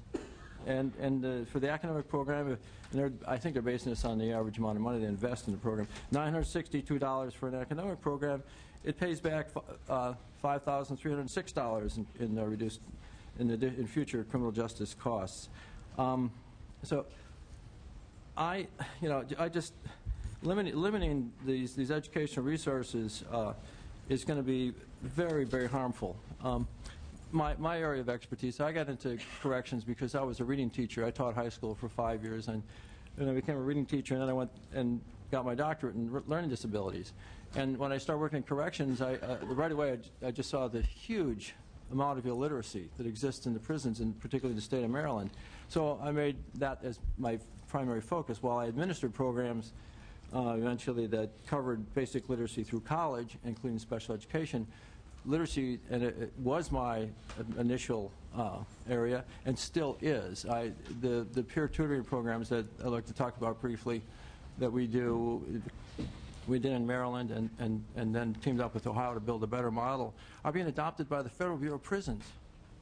And the core of it is to take certified teachers and train them in ways to reach students who are having learning difficulties, train them in methods that don't cost a lot of money. They're time-tested, they're data-driven from previous research, and then they train inmates who are otherwise qualified. Maybe they set some criteria up that they have a high school diploma, that they have the right characteristics personally to work as tutors, and then they work in a supervised setting with teachers, managing that classroom and spending the time to plan the instruction. And in Ohio, for example, we read So it's in conjunction with an instructor it has and to not be a with an standalone. instructor. You can't just take somebody and just do a brief bit of training. The training program that we put together is 20-some hours long for a trained teacher. It takes about 3 days, 4 days to do the basics. And then they go out and practice this and take inmates. Louisiana has made that the most important job in the state, to be an inmate tutor. And so now Louisiana has 500 tutors in the last year that they deploy under the supervision of trained teachers. Ohio has over 3,000. And each one of those reach a couple other inmates a day. So you don't put a lot of expense in. I mean, the training doesn't cost much at all. We're talking, in Louisiana, about $15,000, $20,000 to train the teachers and then carry this program out. The materials are available from all kinds of programs across the state. You can get them electronically, you can get them in print, you can reproduce them. The teaching methods have been used by reading teachers for years. I mean, this is something that nobody's considering here, except all of a sudden you're going to put inmate tutors or even volunteers in the community. A lot of volunteers in the community, and a tremendous number of volunteers who do a terrific job. But when they come in, they need to be trained. And they also need to be supervised. Who's going to supervise the volunteers who come in from the local church or from wherever? It's going to be a correctional person if there's not a teacher there. So somebody's going to, are they taking this cost into consideration? If you're going to have a big army of volunteers coming in, and God knows how you're going to get them in a very rural area where there aren't too many, where the population is low, who's going to supervise and train them to do an effective job? I mean, these are questions. And is that cost effective, is what you're suggesting? Yeah, I mean, so you fire a bunch of teachers, and then all of a sudden the correctional staff have to learn how to do something they've never been trained to do. And where's the economy here? I don't understand it.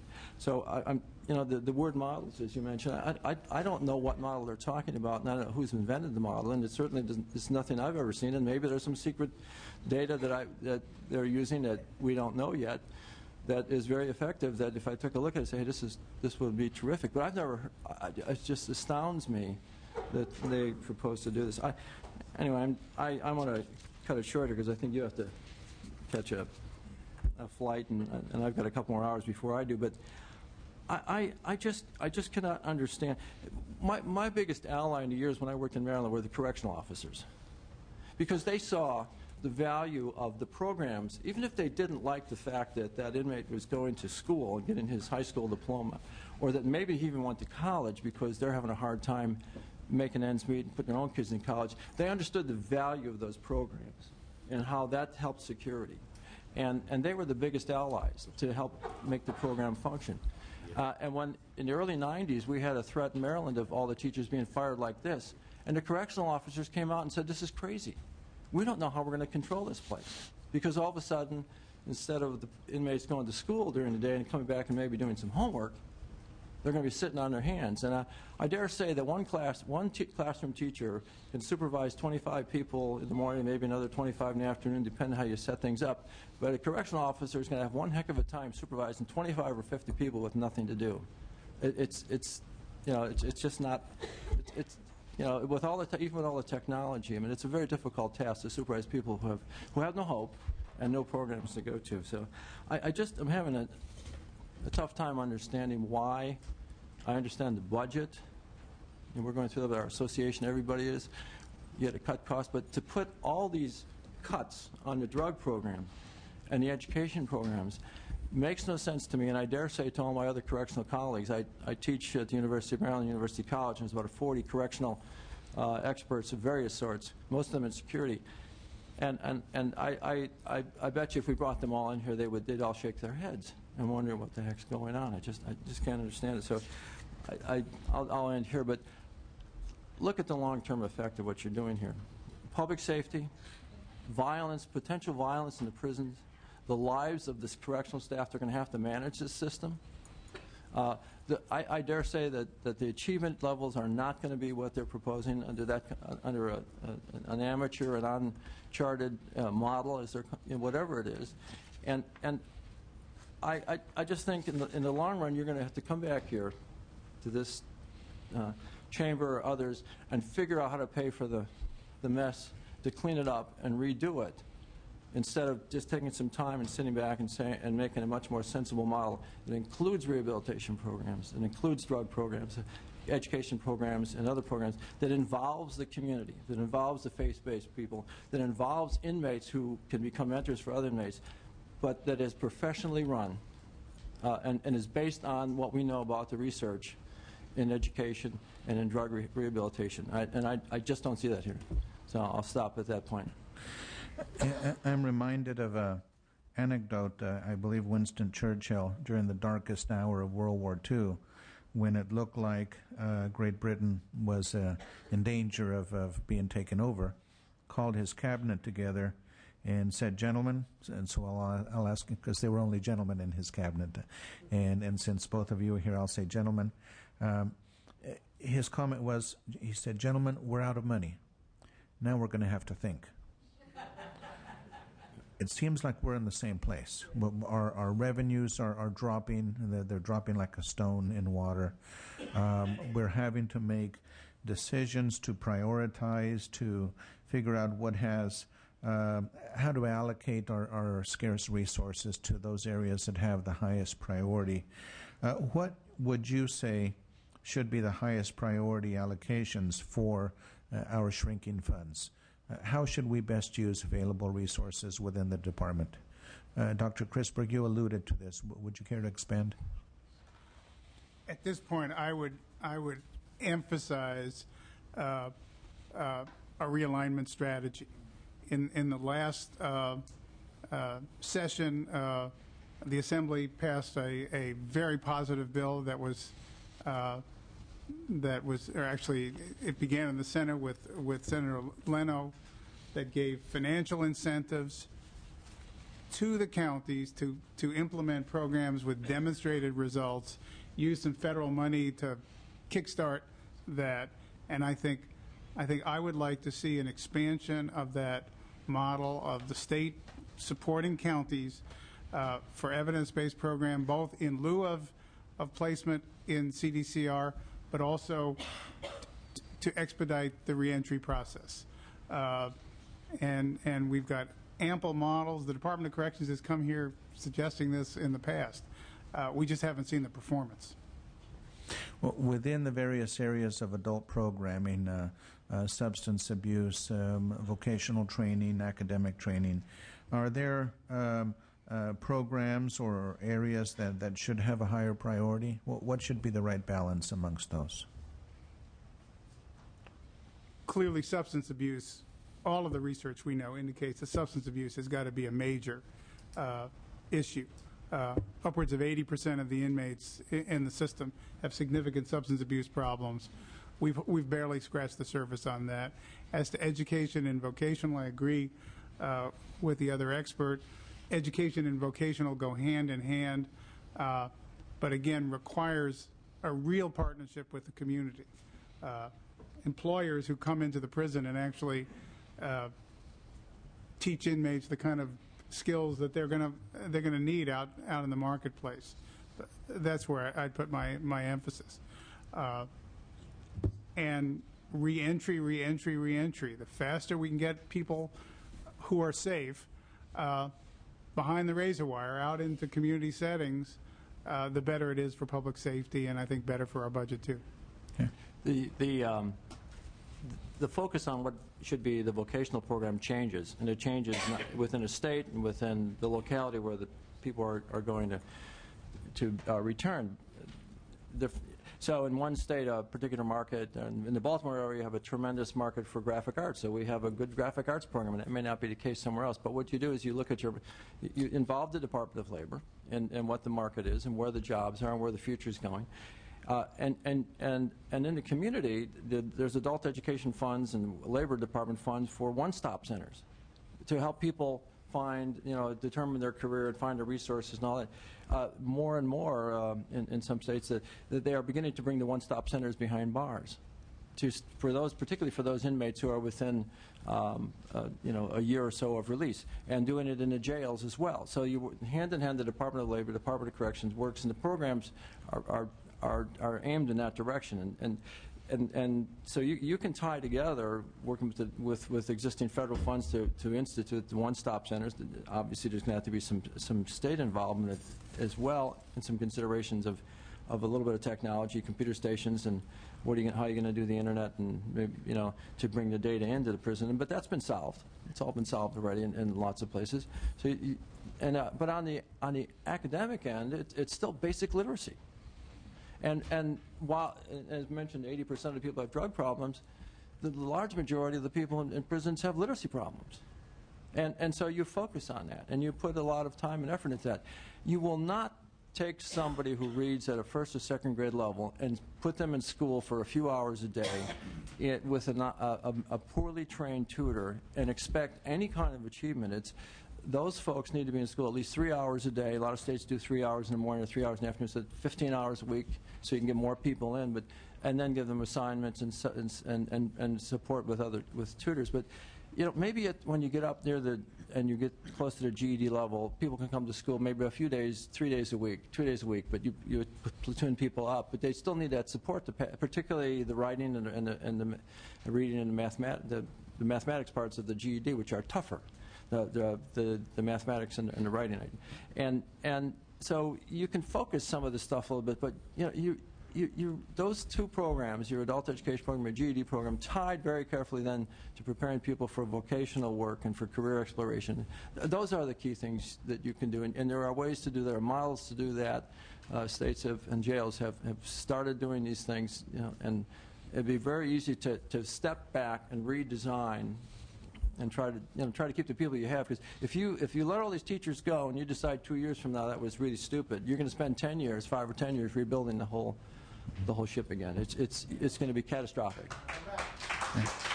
Doctor, I've been somewhat lenient with audience participation, but it does sort of eat into the available time. So I would ask all of us to exercise some self-restraint. Besides, the sergeant's a very mean person over there. Dr. Chrisberg, I recognize you have some time constraints, so would like to ask if you have any concluding comments, any thoughts or advice. You know the situation we're in. I think you have a good sense for the financial pressures the state is under, but you also know corrections inside and out. What would be your advice to the legislature on how to proceed going forward? I'd get a copy of the extraordinary report done by Governor Duke Machen. Look at the recommendations, and again, they are mirrored in LAO and NCCD and expert panel recommendations. Take this handful, there's probably about 10 of them, and implement those recommendations. I think we'd end up with a more cost-effective system, and one that would be far more effective in terms of protecting public safety than what we have now. And probably less expensive. I think so, yes. Thank you. Dr. Sturr? On the national level, I think you could take from the classroom to the community, which is a new study put out by John Jay College and brought together security and program people and everybody. It's available online. I've cited in my handout that look at what they're recommending. And then the Hamilton paper for the Brookings Institution, which was released, and it talks about the whole sweep of education, preparing people while they're incarcerated, and then the reentry process. And there are controversial aspects of that reentry process because it calls for an investment maybe in some ways that we don't do it anywhere yet, but it covers a sweep from the prison to the street with support. And those two documents would be the models, if there were any, to start with, to look at what should be, the Department of Corrections should be doing, should be looking at and redesigning and resetting its priorities here. Member Amiano, any questions while we have these two gentlemen before us? Yeah, thank you. I thought your presentations were brilliant. Of course, I happen to agree with them. So, perhaps, but thanks. I feel a bit refreshed, and we are overwhelmed, and there is. I think what people forget about teaching, particularly, is not only the personal rapport, but the creativity that is involved. And the longer you teach, the more valuable you are because you've had that experience along with all the coursework. I remember in the 60s and 70s, we said a lot. We destroyed the village to save it, and unfortunately, I think we're destroying something that I think there's plenty of evidence to support the realignment that you've talked about, and we might not even be able to save it. And that we are in the state building. There are politics. There is this whole thing about being soft on crime when you're trying to look at a liberalization of things that have gone wrong with our correction system. I think there's been a lot of smoke and mirrors presented today on the part of CDR. I mean, I know that they're under great duress and there's a lot of competition for these funds, but that should be an incentive to improve what's been suggested today, not an excuse. So, thank you. With that, thank you very much, gentlemen. Thank you. I'd like to now call up the two individuals who will be in our next panel. First is Cindy Fonseca from representing SEIU Local 1000, and also Rod Libby he is the president and CEO of Walden House. Thank you both for appearing before the committee today. Ms. Fonseca, if I could ask you to present first. Thank you. I wanted to just take a moment and thank the chairperson Arambula and the staff and Assemblymember Amiano for being here today and having this hearing. We do appreciate the attention that's being brought to this issue.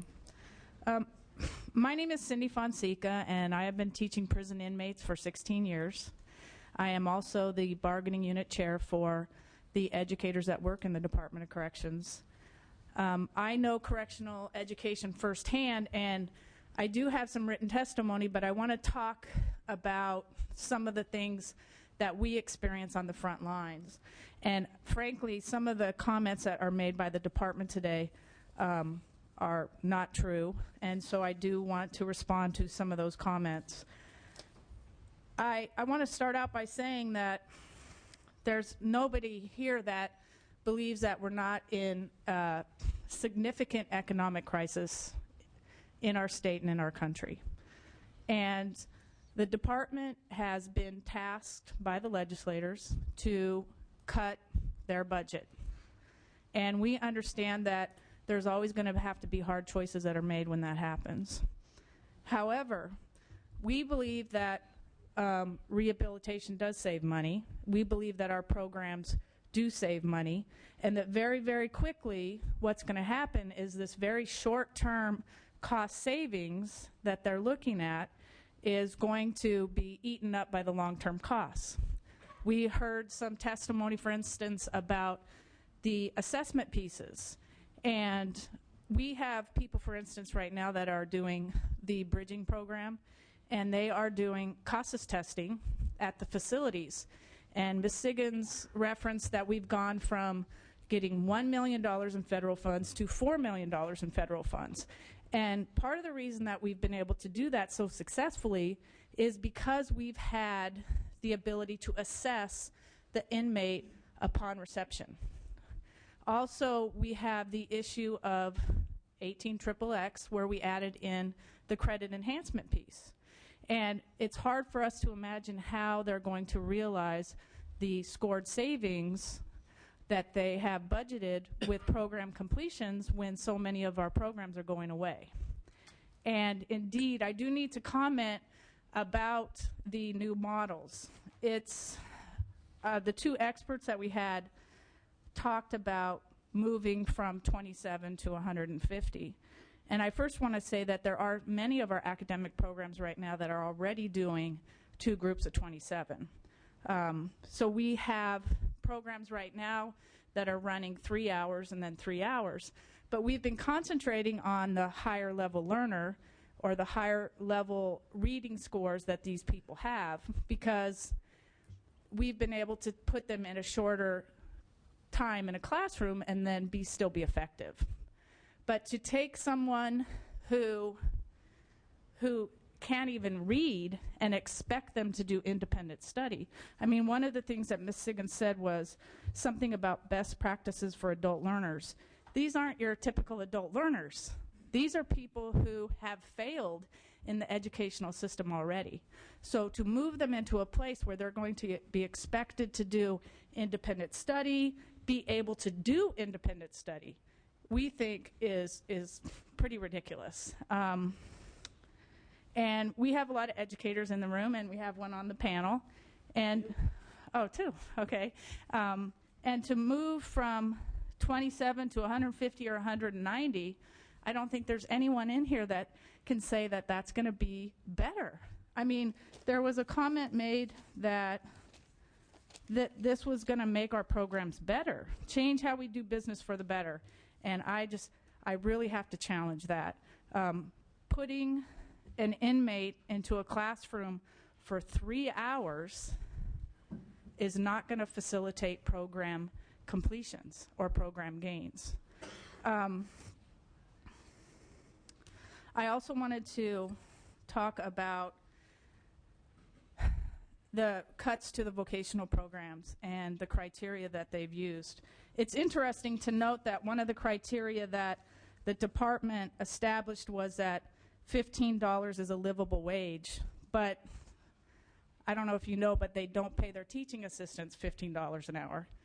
So hopefully the teaching assistants can remain crime-free with their less than $15 livable wage. But I do think that that's important to note. The other thing is that a lot of the vocational programs that we have in the prisons right now do provide cost avoidance to the institutions. And that was not taken into account with any of the different budget things that they looked at. And we've presented testimony before to you, written testimony, about our vocational printing programs, our janitorial programs, landscape, mailing cabinet, and the cost savings that they provide to each facility. And none of that was even considered. Some of the criteria that the department developed when they talked about industry certifications was lacking or incomplete, and we have offered, and Ms. Siggins did reference that we did offer the fact that there are industry certifications available in most of our programs. Indeed, some of the job market surveys we take issue with. We believe that there was some jobs that weren't considered that fall into those vocational categories, and those were not considered. And the thing is that with the economic crisis that we're in and the tough decisions that we're going to have to make, I think that we have to really evaluate how quickly that money that they're scoring is going to be eliminated. And very, very quickly, I believe that you guys are going to have increased costs from the program cuts. And I think it's going to happen, hopefully, it's not going to happen in a way that somebody gets hurt. Because also one of the things that we've heard today is that violence does increase inside the wire when we cut programs. So we have, the department has scheduled to cut about 160 vocational programs, and they have slated about 500 academic teachers for layoffs. And so you can put an inmate in a class for 3 hours a day or 3 hours a week and then give them a packet, but I wouldn't consider that programming. I would not consider that programming. So I also want to say that we don't believe that the department has done any research on our programs on what works and what doesn't work. And as a matter of fact, the Bureau of Audit reports spoke to the lack of accurate kind of data that they have concerning our programs, whether they work or whether they don't work. And so it's a little tough for us to hear that we're going to eliminate all these programs, but we really don't know if they're working or they're not working. And I think some of the speakers before me made that same point. The other thing is about the headquarters cuts. Our understanding is that there has been, we're hearing that there's been significant headquarters cuts, but as far as we know, there's only been 27 positions, administrative positions, that have been impacted by the headquarters cuts. So it sounds a little bit like it's been a shuffle, and that's a concern. So at a time when the state is getting rid of teachers, I just think that we have to really take a serious look at the money here. And so what we're asking the legislators is to consider to include the prison teachers in a deficiency bill, because as we all believe, as CDCR is going to have to do a deficiency bill this year because of some of the things that have started late, and they're not going to get the savings that they think they have with the various parole reforms, et cetera. And so we think that we should be included in the deficit bill. Right now, their savings that they're scoring with our layoffs are $59 million. That's not going to fix anyone's budget crisis. And we should study other ways to cut costs, and maybe some of the other recommendations that we heard from the experts here today, but that we need to retain educational services. And I will say that we are very open to having our programs analyzed, because we do believe we are effective educators, and we do believe that we're doing a fantastic job, and we do believe that we save the state money and we reduce recidivism rates in the state. We look forward to being put under a microscope, if you will, and proving to all the taxpayers of California that we are effective. And if there's changes that we need to make, and if there's programs that we realize don't work, then as a taxpayer, I would support that we change those. But that's not what the department has done. They haven't brought anything to the table that says these programs don't work, and the ones that what we're going to implement do work. They're just saying, we're in a crisis, and so this is the decision that we made. We're going to give you 190 students, and we're going to cut 160 voc programs. So, again, we think we should be included in the deficit bill. We think there needs to be a thorough analysis of what programs really do work, and we would like to have some legislative oversight to looking at our programs. Because unfortunately, our trust and the track record of the department hasn't been great about making decisions. This department's budget continues to grow. I mean, we're looking at $10 billion this year. And we think that with the cuts in programming, what they said is that we're going to go down to $153 million. That's 1.5% of the budget. So education is going to be 1.5% of the budget. When I first started 16 years ago, I remember we used to have quarterly training meetings, and we were in this one room, and we could fill the whole room with our teachers and our educators. And now we don't even meet in that room anymore because it's too big. The thing we have to understand is we're already cut to the bone. We already are this tiny little part of CDCR, and we're such a small part of the budget, and to cut us more just seems like bad policy to us. Thank you.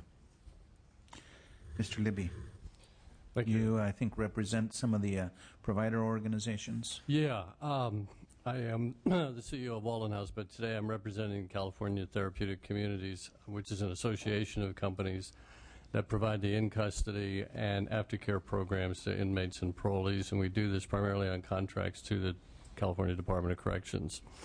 I'm going to read a few remarks here, but I think probably Dr. Chrisberg said all of the truth that really needs to be said about these programs, but maybe I can give a little bit different spin. As we're all well aware, CDR suffered major budget reductions this year as radical reductions throughout the state departments were necessary. Yet it's our belief that certain of the program eliminations and reductions and other policy decisions implemented by CDR as part of the 2009-10 budget process will drastically reduce the effectiveness of the highly successful substance abuse treatment initiative, which has taken 2 decades to develop and which consists of both in-custody substance abuse treatment programs and post-release services in the community. Second, these reductions are facilitating the unintended consequence of the permanent loss of valuable community treatment capacity as evidenced by the increasing number of community-based programs that have had to close their doors already due to lack of funding, and I'll give you some more detail on that in a minute. Finally, we believe that if these program reductions and policy changes are left in place, they will also significantly increase the threat to public safety because, as is widely acknowledged, untreated, unsupervised offenders upon release will naturally resort to the criminal activity to support their drug habits. Let's look first at the established value of the Substance Abuse Treatment Initiative and the threat to its continued existence. In its August 4, 2009 order, the federal three-judge court found compelling evidence that reducing the inmate population in the state's prison was the only way to adequately address inmate health and safety. The court's 184-page order covered many areas of overcrowding and expounded on numerous ways to affect overcrowding now and in the future. Relevant to our concerns is the finding on parole management as follows, and I quote, "Every witness from CDR's own Undersecretary of Programming to law enforcement officers and former heads of correctional systems testified that an increase in the availability of evidence-based rehabilitative programming, that is, programs that research has proven to be effective in reducing recidivism in the prison or in the communities, would reduce the prison population and have a positive impact on public safety," unquote. In addition to the three-judge court's recognition of the value of the initiative, similar support can be found in CDCR's own data. In June of this year, CDCR's Office of Substance Abuse Treatment Services published its latest recidivism information. The report shows that when in-prison treatment is followed with aftercare in a community program, the return to custody or recidivism rate for men after 1 year from release dropped from 41% for the general population to 25% for those receiving treatment. That's a drop in 16% for those receiving treatment, and for women it dropped from 30% to 9%, a 21% drop. As I think somebody said earlier, you can just kind of do the math on that. If that percentage of people are not going back to prison, that's a huge savings that will pay for those programs and more. This is but one more example that suggests that the current state-based service delivery model works, as it achieves significantly lower recidivism rates, which also saves the state millions in reincarceration costs annually. Yet on September 18th, the state responded to the court's order with a population reduction plan that almost totally ignores the success of the treatment model. The plan, which was subsequently rejected by the three-judge court, included 10 reforms or approaches to population reduction. Certain of these reforms may well work toward population reduction, but parole reform, as stated in the plan and as it is being implemented by CDCR officials, provides for less programming for inmates, fewer community care beds, and a great deal less overall management of parolees. In other words, the state's plan not only falls short of the court's order, it fails to protect our communities as it fails to offer proven assistance to parolees. For example, a plan cites summary parole through the enactment of SB 18 as a way to significantly reduce the prison population, and that, and I quote, "CDCR will be precluded from revoking parole and returning approximately 35,000 parolees to prison for parole violations," unquote. It is worth noting that the statement, quote, "CDCR will be precluded from revoking parole," is simply another way of saying that these parolees will, of course, continue to commit offenses, and that once constituted parole violations, except now these offenses will be adjudicated in local courts and time will largely be served in local jails. The important point, however, is that inmates released on summary parole are ineligible for any services, so they are, of course, not eligible for treatment services.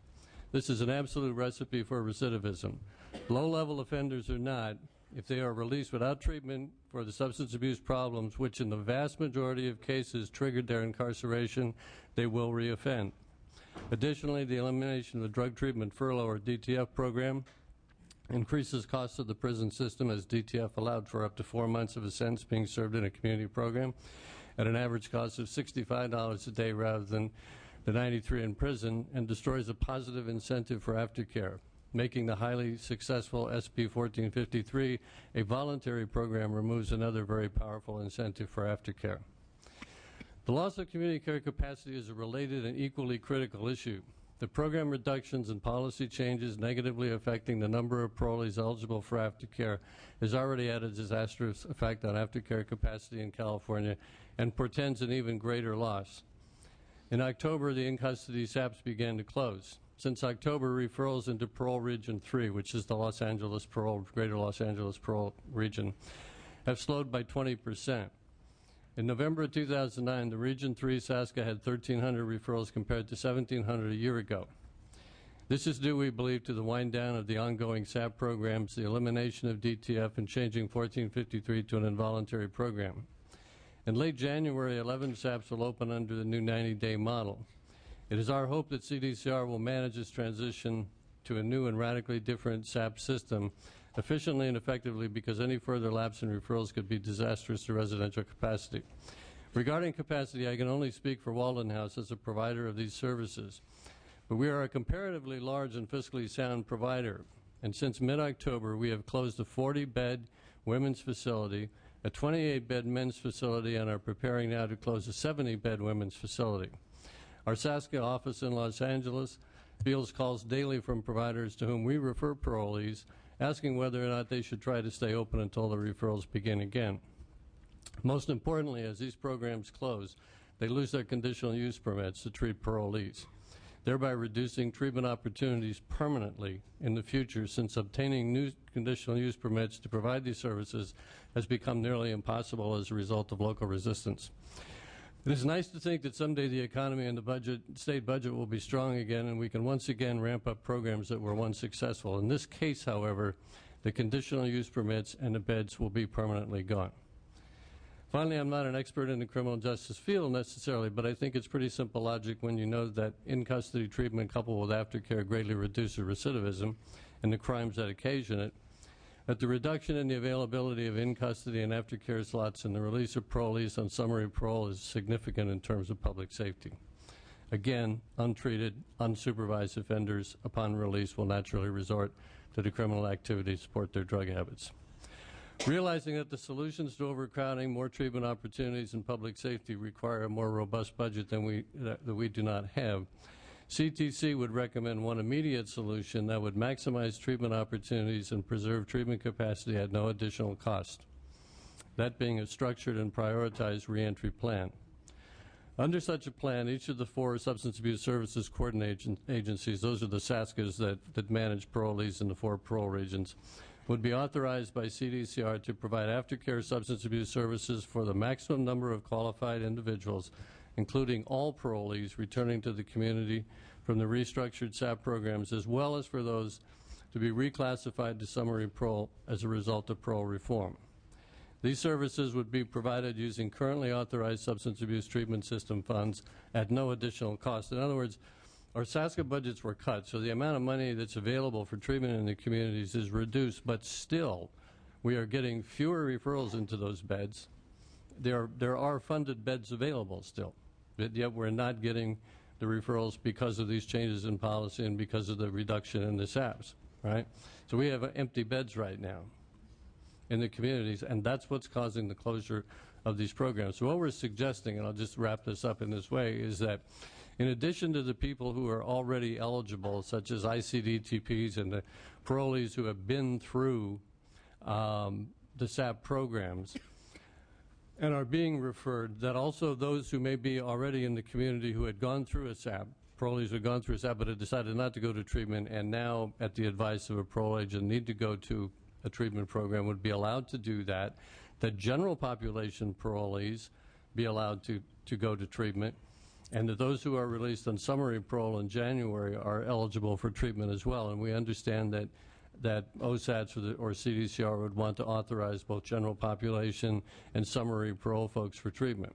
But as long as there are funded treatment beds in the community, there's absolutely no reason not to eligibilize everybody who can benefit from those programs.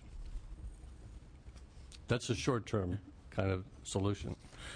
Thank you for those recommendations. I'd like to ask Ms. Fonseca, did I pronounce it correctly this time?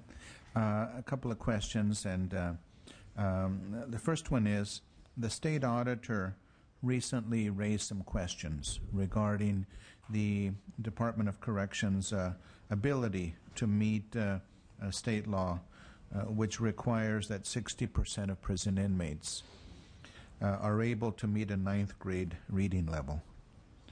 Will substituting more independent study for classroom time further hinder the department's ability to meet this requirement? Well, we certainly believe it will. there's been some research about independent study, and there is a certain portion of our population, not the inmate population so much, but just people wanting to get education, college people, that are in college, that independent study works, but there's certain criteria that has to be met. First of all, the person has to be literate. Second of all, the person needs to be very motivated to do so. We find that it's going to be very difficult for an inmate who's in a program, from 3 to 15 hours per week, that their literacy is going to, jump up in leaps and bounds very quickly with that model. And when Ms. Siggins was talking about some of the teachers have mentioned that we have a difficult time sometimes getting the right student in the right program, and it has been a problem that we've been talking about for years. And so it's interesting now that all of a sudden it's going to be the key to some kind of success. And we need to put the right inmate in the right program, absolutely, right? And the way our programs are structured is we have Adult Basic Education 1, and you have a certain reading level that the inmate has when they go into that program. They need more contact time with the teacher. They're never going to become literate unless they have that. So we think that with these new models and these program reductions, it's going to be impossible for us to meet those mandates.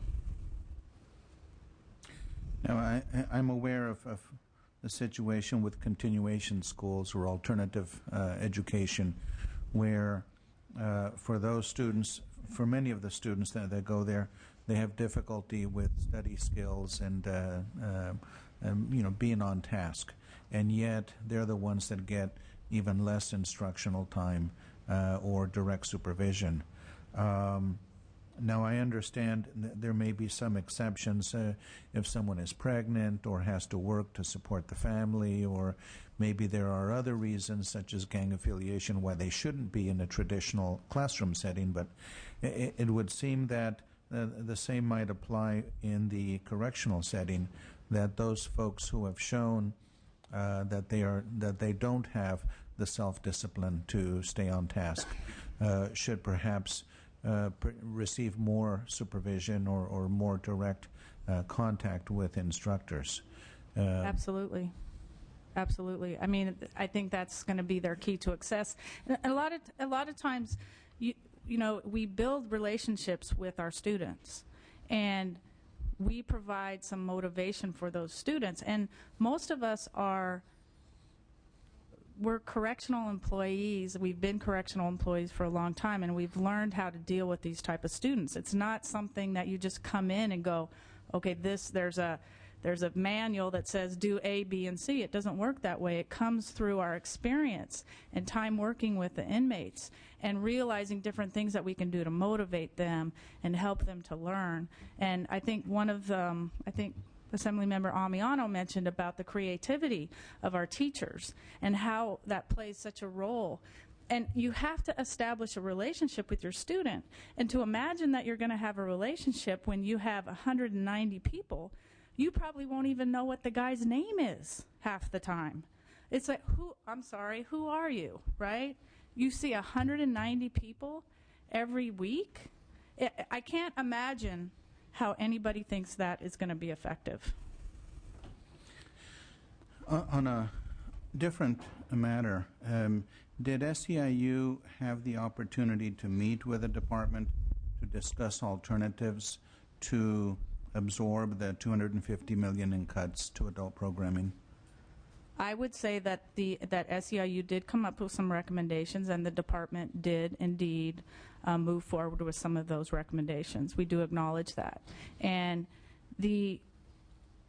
I think that, when I was listening to Ms. Siggins, and she did mention some specific things that the department has done as we've recommended, that it was never under this context. I mean, there was never a conversation that when we said we wanted to expand distance learning, we did want to expand distance learning, but we didn't think it was going to evolve into this, right? So it seems like some of the things that were discussed were a little out of context, and we weren't imagining that there was going to be these cuts. What we were imagining is that we were going to expand our capacity by doubling up some of our classrooms so that we could get more program completions, not hire teaching assistants instead of credentialed teachers or eliminating VOC programs. So what we were looking at when we were making those recommendations was, how do we expand capacity and get those program completions so that we can reach some of that cost savings that's outlined in 18XXX. That was the context for us.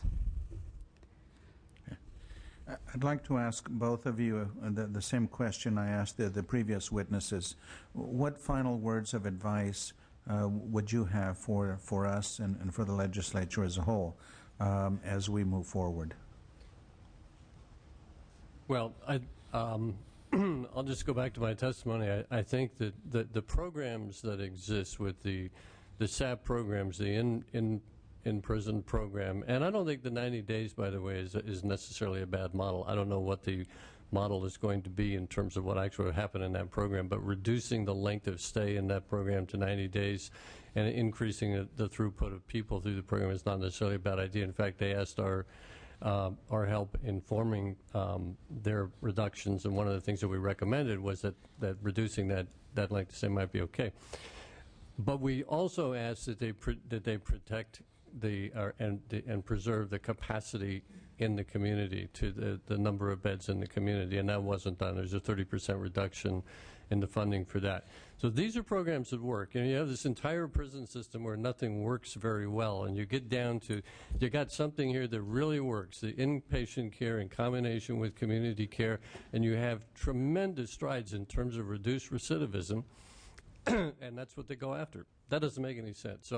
So keeping the SAPs there, as much throughput as possible, as many incentives as possible for people who go through the SAPs to go into community aftercare and preserving those beds is what I would recommend.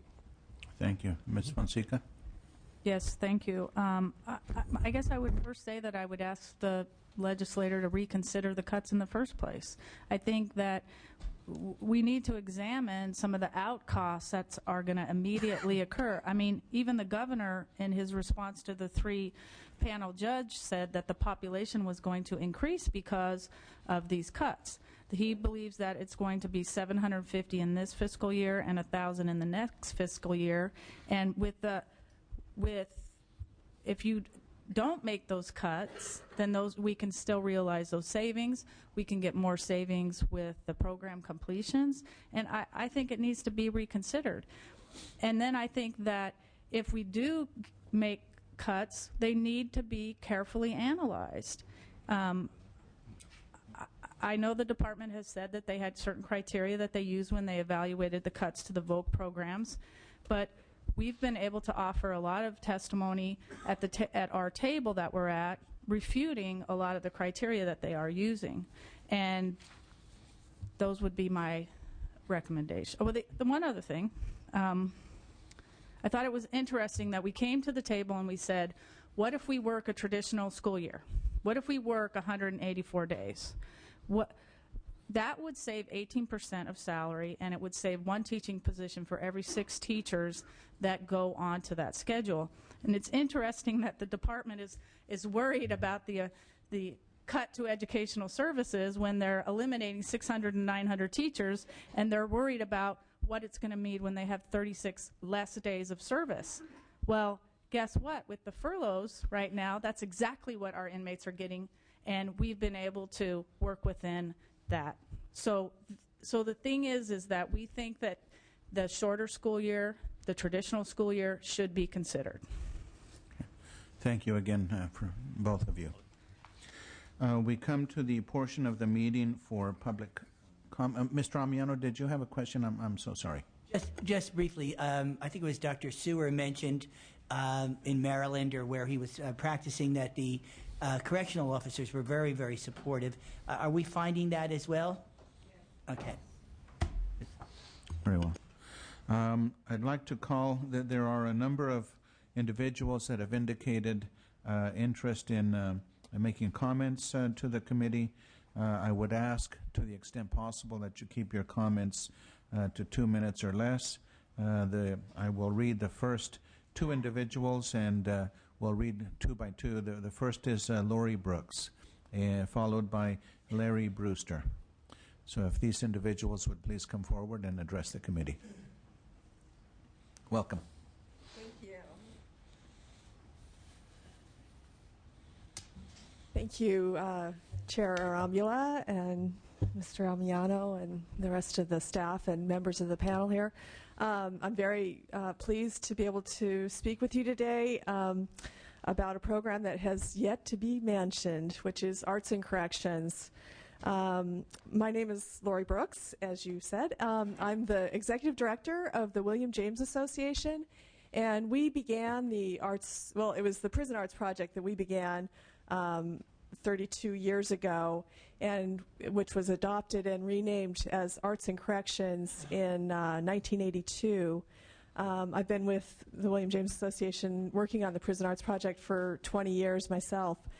And I can say that it's an amazing program, very small but mighty, and you know, especially within the context of the huge California Department of Corrections and Rehabilitation.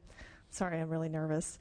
As we're all aware, safety and rehabilitation, which are the CDCR's twin missions, have been inadequately realized, and the situation must improve. We really can't afford to wait.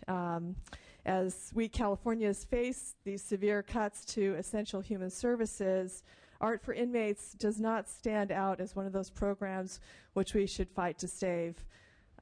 Yet, if we have any belief in the power of human redemption, if we realize that the men and women in our prisons are our neighbors, our children, our parents, people who will be returning to our communities, as all but 5% eventually will, we must speak out for things that do make a profound difference in a person's life.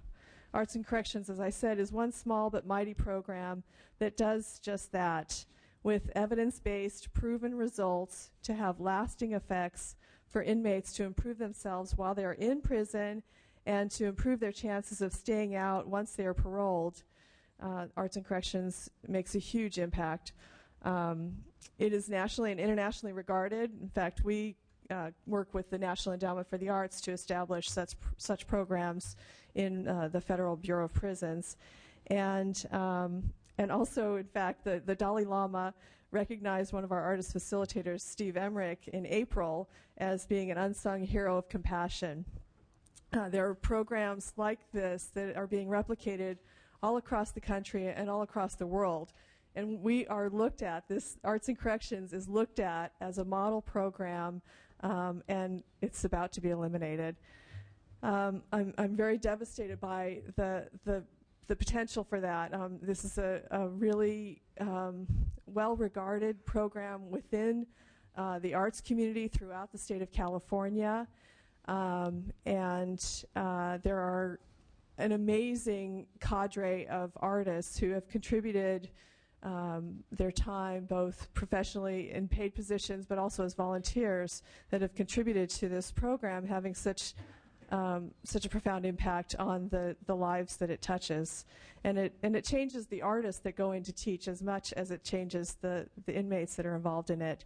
And no offense, but if I could ask you to. Sure. Okay. Well, and a really important point that I want to make about it is how it has an impact on the community surrounding these prisons, and it's one of the very few bright lights and positive opportunities for hope for the prison within those communities. And there's a lot of community service projects that are engaged and help the inmates to have a positive impact and give back to the community. They're involved in community restoration projects, in victim services, and there also the program saves money. It actually, there was a study that was done by the California Department of Corrections covering 1980 to 1987 that showed that 79% of the participants in Arts and Corrections stay out of prison, while only 42% of non-participants stay out, and that's a 37% reduction in recidivism over the general population. And also, arts and corrections participants have fewer disciplinary disciplinary actions. And there's a study that Dr. Brewster did that showed it was a cost-benefit analysis. I'll let him speak to that. And also, there's just a really important benefit to the human lives and these inmates who have some positive interactions with their families around the arts and have more ease in their reentry into the community, and a lot of socializing skills within the program. There's diversity of inmates within the program. They'll walk out and not speak to each other once they leave the program, because whites are not supposed to speak with blacks and they're not supposed to fraternize or whatever. But when they're in there in the production of arts activities, engaged in arts activities, they're laughing, they're engaging, they are caring about each other, and they're helping each other to be better citizens. And with regard to the time for our opportunity for future witnesses, I want to ask Mr. Brewster if you would give your comments, and then I'll call the next individuals. Well, thank you for the opportunity. I'm Larry Brewster. I'm Dean Emeritus and Professor at the University of San Francisco. 26 years ago, I had the opportunity to conduct a cost-benefit study of the Arts and Corrections program. Lori alluded to it.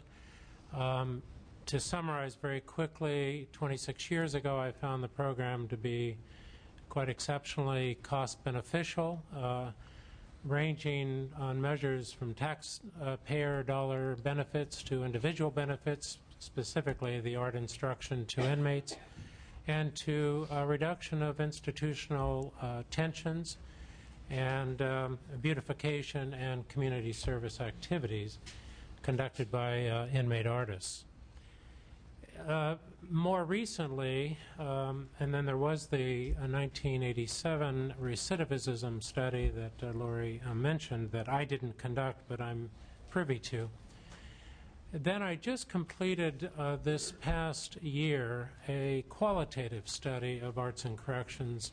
I wanted to replicate the 1983 study, but wasn't able to get access in the way that I needed to do a true cost-benefit replication of the previous study. In lieu of that, I conducted a qualitative study in which I interviewed a number of former inmate artists who have been out of the system for anywhere from 5 to 23 years. I interviewed artist instructors and artist facilitators, and I observed several classes in session at San Quentin. And in the few moment that I have left, I can't identify really all of the themes that emerged from those extensive interviews, and I have hundreds of hours of interview tape. But some of the more important themes, certainly, and I found this to be true 26 years ago, self-discipline, which we've heard something about today, self-esteem, self-identification as artists, the reduction of tension within the institution, particularly with respect to racial tension. Again, many of these inmates, former inmates that I interviewed, African American, Hispanic, Caucasian, one Asian woman, but all spoke quite movingly about how safe they felt inside the Arts and Corrections classroom and while doing their art with their fellow inmates, regardless of race, regardless of prior history. And in fact, some of those same sentiments these former inmates expressed, having been out of the institution for a number of years. I have, by the way, and I'd be very happy to leave if appropriate, the 1983 study and the 2008-2009 study. If you would share it with the sergeant, and we'll make sure it's available to all committee members. My final comment, if I may, is, first of all, I've listened today to the importance of evidence-based evaluation, and certainly there's evidence here that the program goals of Arts and Corrections has been more than met over the 30 years that it's been in existence. I would like to end, though, with just a statement, a sentiment, really, that was expressed back at the turn of the 20th century by a gentleman named Robert Henri, who is a very internationally known artist and teacher. And he spoke and wrote about something called the art spirit. And it's something that he believed we all have. We don't all get the opportunity to express it. But that through the expression of the art spirit in each and every one of us, it can mean much more than simply a painting or a sculpture or a song that you may write or play. It's something that unfortunately we're losing in our educational system generally, and I think it would be quite unfortunate if we lost this gem of a program in the Department of Corrections and Rehabilitation. Well, thank you both for testifying on this important program. Thank you. I also have a collection of letters of support, and I'd like to give those Likewise, to you. if you would share them with the sergeant. Thank you very much. Thank you both. The following two individuals are Jim Carlson and Frank Fox, followed by Randy St. Martin and Steve Nolan. If those individuals would please come forward. Jim and Frank. Hi, I'm Jim Carlson. I'm an artist facilitator at CSP SAC. I've been an artist facilitator with CDCR for 25 years. And I know I'm the third person in a row here to just raise the issue of arts and corrections. I just want to say that arts and corrections arguably has been the strongest program that's provided community connections throughout the years, taking the arts inside and outside to the community. And up until 2003, we were under the community resources manager. When that position was eliminated, we went into bridging. Now have the community partnership manager, which is essentially the same job spec. And so my only question is, well, we are doing a lot of the things that are listed as what the community partnership manager's goals are. It says here to provide volunteer support for a lot of the programs inside. Just speaking of my program alone, over the last year, I've had 28 volunteer community visits per month, which equals over 60 hours of program provided by retired teachers, retired principals, pastors, artists, those kind of people. So as we look at the fact that they are going to increase funding for volunteer services, my question is, why would we eliminate a program of experienced experts in the field where we're using the arts to provide the community connection? Most of the artist facilitators have master's degrees. Most of us have over 10 years of experience in the field. What we're going to trade that for is essentially an increase in overtime funding for untrained staff to provide supervision for programs. So I just ask, please consider that as we're looking at eliminating the Arts and Corrections program. Thank you. Thank you. And your testimony about the importance of community volunteers is particularly heartfelt. Thank you. Frank Fox, is Frank here? If not, we'll go to Randy St. Martin and Steve Nolan. Please come forward, gentlemen. Just introduce yourself. Hi, I'm Steve Nolan. I am a pre-release teacher. I have been for 6 years now. It's California Institute for Men. Dr. Crisp talked about reentry, and I've been doing the reentry exactly what he suggested for 6 years now, working with the community. I don't like talking about one program because all the programs are viable, but it seems to me that when you throw the baby out with the bathwater, which is what we're doing, and submitting to some plan, this model they're talking about, one which I can't put my head around, and I think I'm a pretty good educator to understand the techniques of educating, what's required in the understanding. I got to question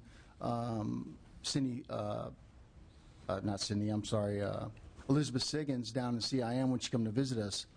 And in talking to her and questioning her for about 5 or 6 minutes, I came to the conclusion that she didn't know very much about education.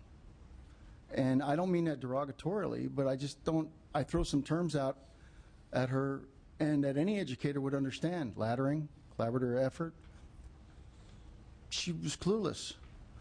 And it reminds me of, and I'll finish with this, reminds me of Star Trek, one of their episodes where some engineer came in and he was going to better their engines, but no, he couldn't explain how. But he just did it, and they ended up somewhere off in a galaxy somewhere and didn't know how to get back. I think that's what we have here. Thank you. Make it so. Mr. St. Martin? Hi, thank you for allowing us to speak. Thank you. My name is Randy St. Martin. I'm the artist facilitator at Vacaville. It's where actually Arts and Corrections for California started.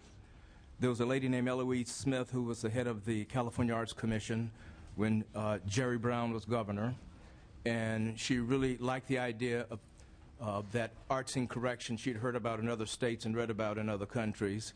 She took it to Jerry Brown, and eventually it started rolling. At first with grants, but then it started rolling. They've already said some things that's so very true about art. I have an AA degree in fine arts, a BA degree in theater, a master's in theater. I've studied filmmaking at Columbia College Hollywood. I've studied filmmaking also, the extension classes at UCLA, and I've also taken workshops at AFI, the American Film Institute. Art is something that's really special. It brings people together, and a lot of times when people had never had the opportunity to work as a team, it will allow people to simply relax and start using their talents, hidden talents they knew they never had, they never knew they had, and start doing wonderful things. And I think art is one of those things that really show what people can do if given a chance. They said it a bunch of times before, but it is true. Inmates who participate in arts and corrections are much less likely to ever go back to prison. Much less likely, because they feel good about themselves. They feel good about their art because art reflects the world. It reflects the world. And there's something about art that all of us have in common. We all love music, but if we walked into a room and had to hear the same tune over and over again, it would drive us nuts. But we can have a wonderful piece of art. It can hang on that wall, and you can walk in for 15 or 20 years, and it's singing to you, and you're appreciating it. If you took all the art away in this room, it would change everything immediately. If you did it with this entire building, you would really become depressed. What we're doing at CMF, I have a team of artists who actually come in the mornings at 8:30 and work until 11 o'clock, and then they come back in the afternoon.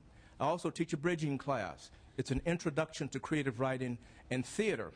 A lot of these guys who have never done any teamwork before, I write these crazy scripts for them. They sit around the table. At first, they don't want to participate, and I tell them, if you don't want to participate at first, just listen. Just listen.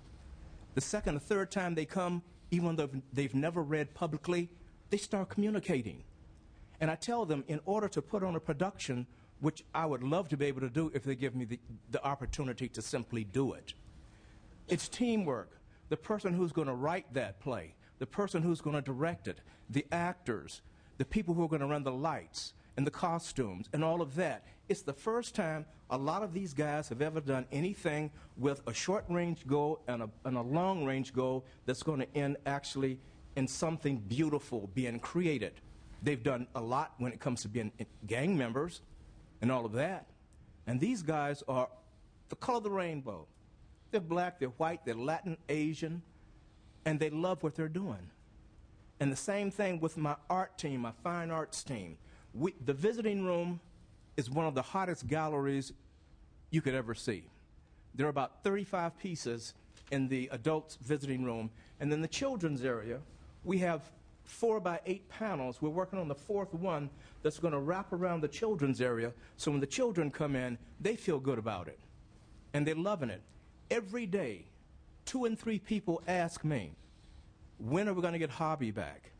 A lot of people don't know what Hobby is, but it's a program that a lot of the institutions have had in the past that actually can help make money for the state of California. Because if you see an artist that you really like, if you like his work, You can go through the hobby manager and say, I'd like to get a painting by Mukes. And you can actually, going through the hobby manager, talk to that inmate artist and decide what theme you want. If you have a picture of your dog, if you have a picture of a great master you want reproduced, you agree how much it's going to cost.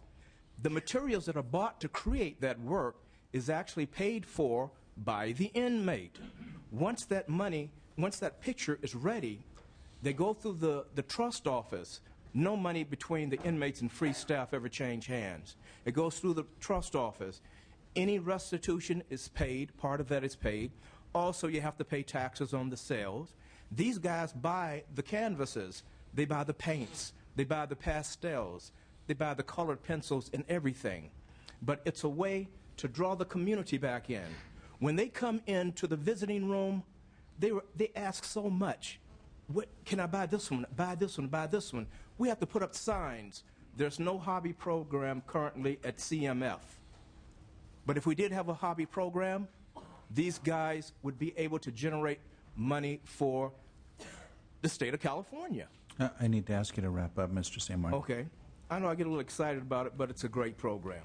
But it's really true. Arts and corrections, the guys who participate are much less likely to ever go back again. And that saves money. And it keeps the community safe. Thank you. Thank you, sir. Very eloquent testimonials. Mr. Tim Salyer and Mr. David Strumsky, followed by Sharon Baer and David Beck-Brown. Hi, good afternoon. My name is Tim Salyer, and I am president of CTC, the organization that my associate Rod Libby also is a member of and did his presentation. I just wanted to start quickly as I can. I want to get to the point as quickly as I can because I know you're short of time, but I've been working on this for about 2 months. This is not a unique problem in the state of California. California is broke. There are a number of other states, such as Florida, and it has happened to Texas and a number of other states. We don't have money to build more prisons. We cannot build ourselves out of this problem. So we might learn from what other states have done. In Texas, they formed a council of state governments, and they identified 3 factors that keep prisons full. First factor is there was an increase in probation revocations.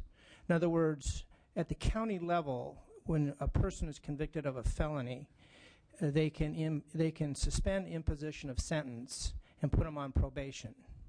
If he meets the terms of probation, then he does not go to state prison. If he doesn't, he ends up in state prison. According to the CDCR numbers, about 20,000 people a year come out of the counties to state prison because of that reason. And if you read Senate Bill 18, which I have done, I think they do a pretty good job of addressing that issue in working with the counties and giving them incentives to monitor the felony probationers, and then if they do violate, they give them the option to go into a treatment program if they have a chronic history of drug and alcohol abuse. So that's a step, and that could address that problem. The second reason that they state is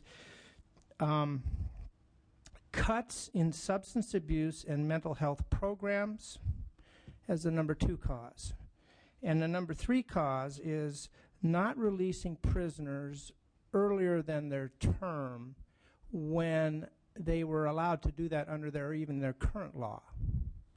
So if you look at those as the 3 causes of the prison population not decreasing, they came up with a solution. They said the first thing you do is add substance abuse and mental health treatment beds. The second one is you add short-term residential and outpatient treatment programs, and you add programs that would reduce probation violations and combat recidivism. Okay? CDCR was involved in SB 18 to a large degree, and that, as I said, can address the one problem. Because what we've had in the last 10 years, our prison population has remained fairly constant at about 168 to 170,000 people. The amount of people on parole supervision has remained constant, about 120,000 people. However, CDCR's budget has gone from $3.8 billion to $11 billion and back down to $8.5 billion in 5 years.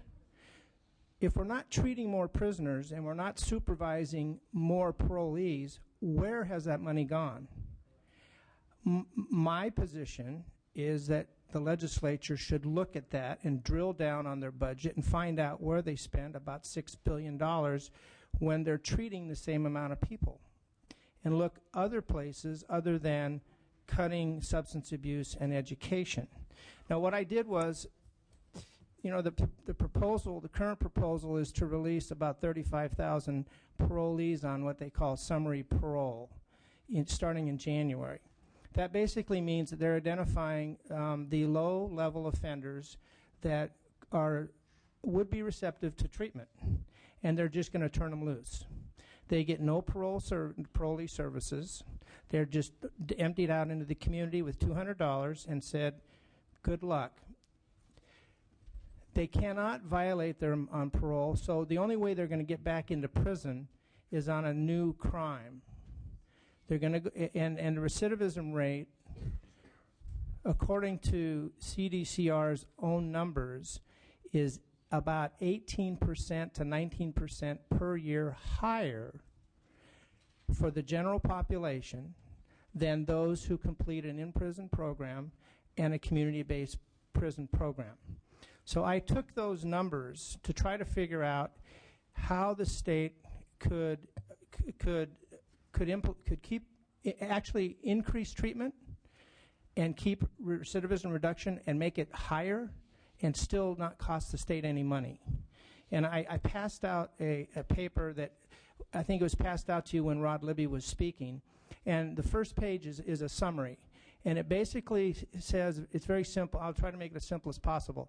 If you put these 35,000 people that want to release into the community, and you put them into a 90-day program and give them incentives like that, if they complete it, to be released up to 6 months prior to their scheduled release date, and you require them to go to a 90-day average length, 90-day community-based program. And by the way, we do have the capacity. We have about 7,000 beds available into the community. We are severely underutilized at this point. And then you put them on 1 year's probation, 1 year's parole supervision, but while they're in the treatment program in the community, that organization reports to the PA2 directly, so it reduces the cost of overhead to the state. And then if they complete their program successfully after 90 days, they are released and they stay crime-free for a year. They're off parole. So what does that mean to the state of California? I need to ask you to wrap up. Okay. Well, you'll look at it on the page. If you use CDCR's numbers on the cost to imprison people, the low number, it's that program would save the state about $1.5 billion over a 5-year period. It's about a $293 million savings. Thank you. Thank you. Thank you very much. And I apologize for having to cut folks short, but I want to make sure everybody gets, who has signed up has an opportunity to speak. Mr. Strumsky? Certainly. Thank you all for giving me and all of us the opportunity to speak before you about something that's dear to us, and we would have liked to have had this discussion months earlier because we just want to do a better job. I am David Strumsky. I'm the artist facilitator at Wasco State Prison. I have been there only about a year and a half, but I've been a contract teacher through Arts and Corrections since 1997, working at a few different institutions. All I want to say to you is perhaps the more human side, just a couple glimpses of that, if I may. In my program, we've just completed editing and have for distribution to you folks, if you would like, a DVD of some inmate artwork that was done involving the community, and soundtrack that they also devised in my guitar program. I teach creative writing, I teach guitar music and composition, and I also teach a visual arts program in drawing. All of that is in here. I can leave you copies. I want to tell you about 3 different individuals who I've experienced being changed by Arts and Corrections and what it offers. Artists perhaps are a little bit more sensitive than others in the community. They're, in my mind, canaries in a mine cave. They react quicker outside and perhaps inside because of sensitivities.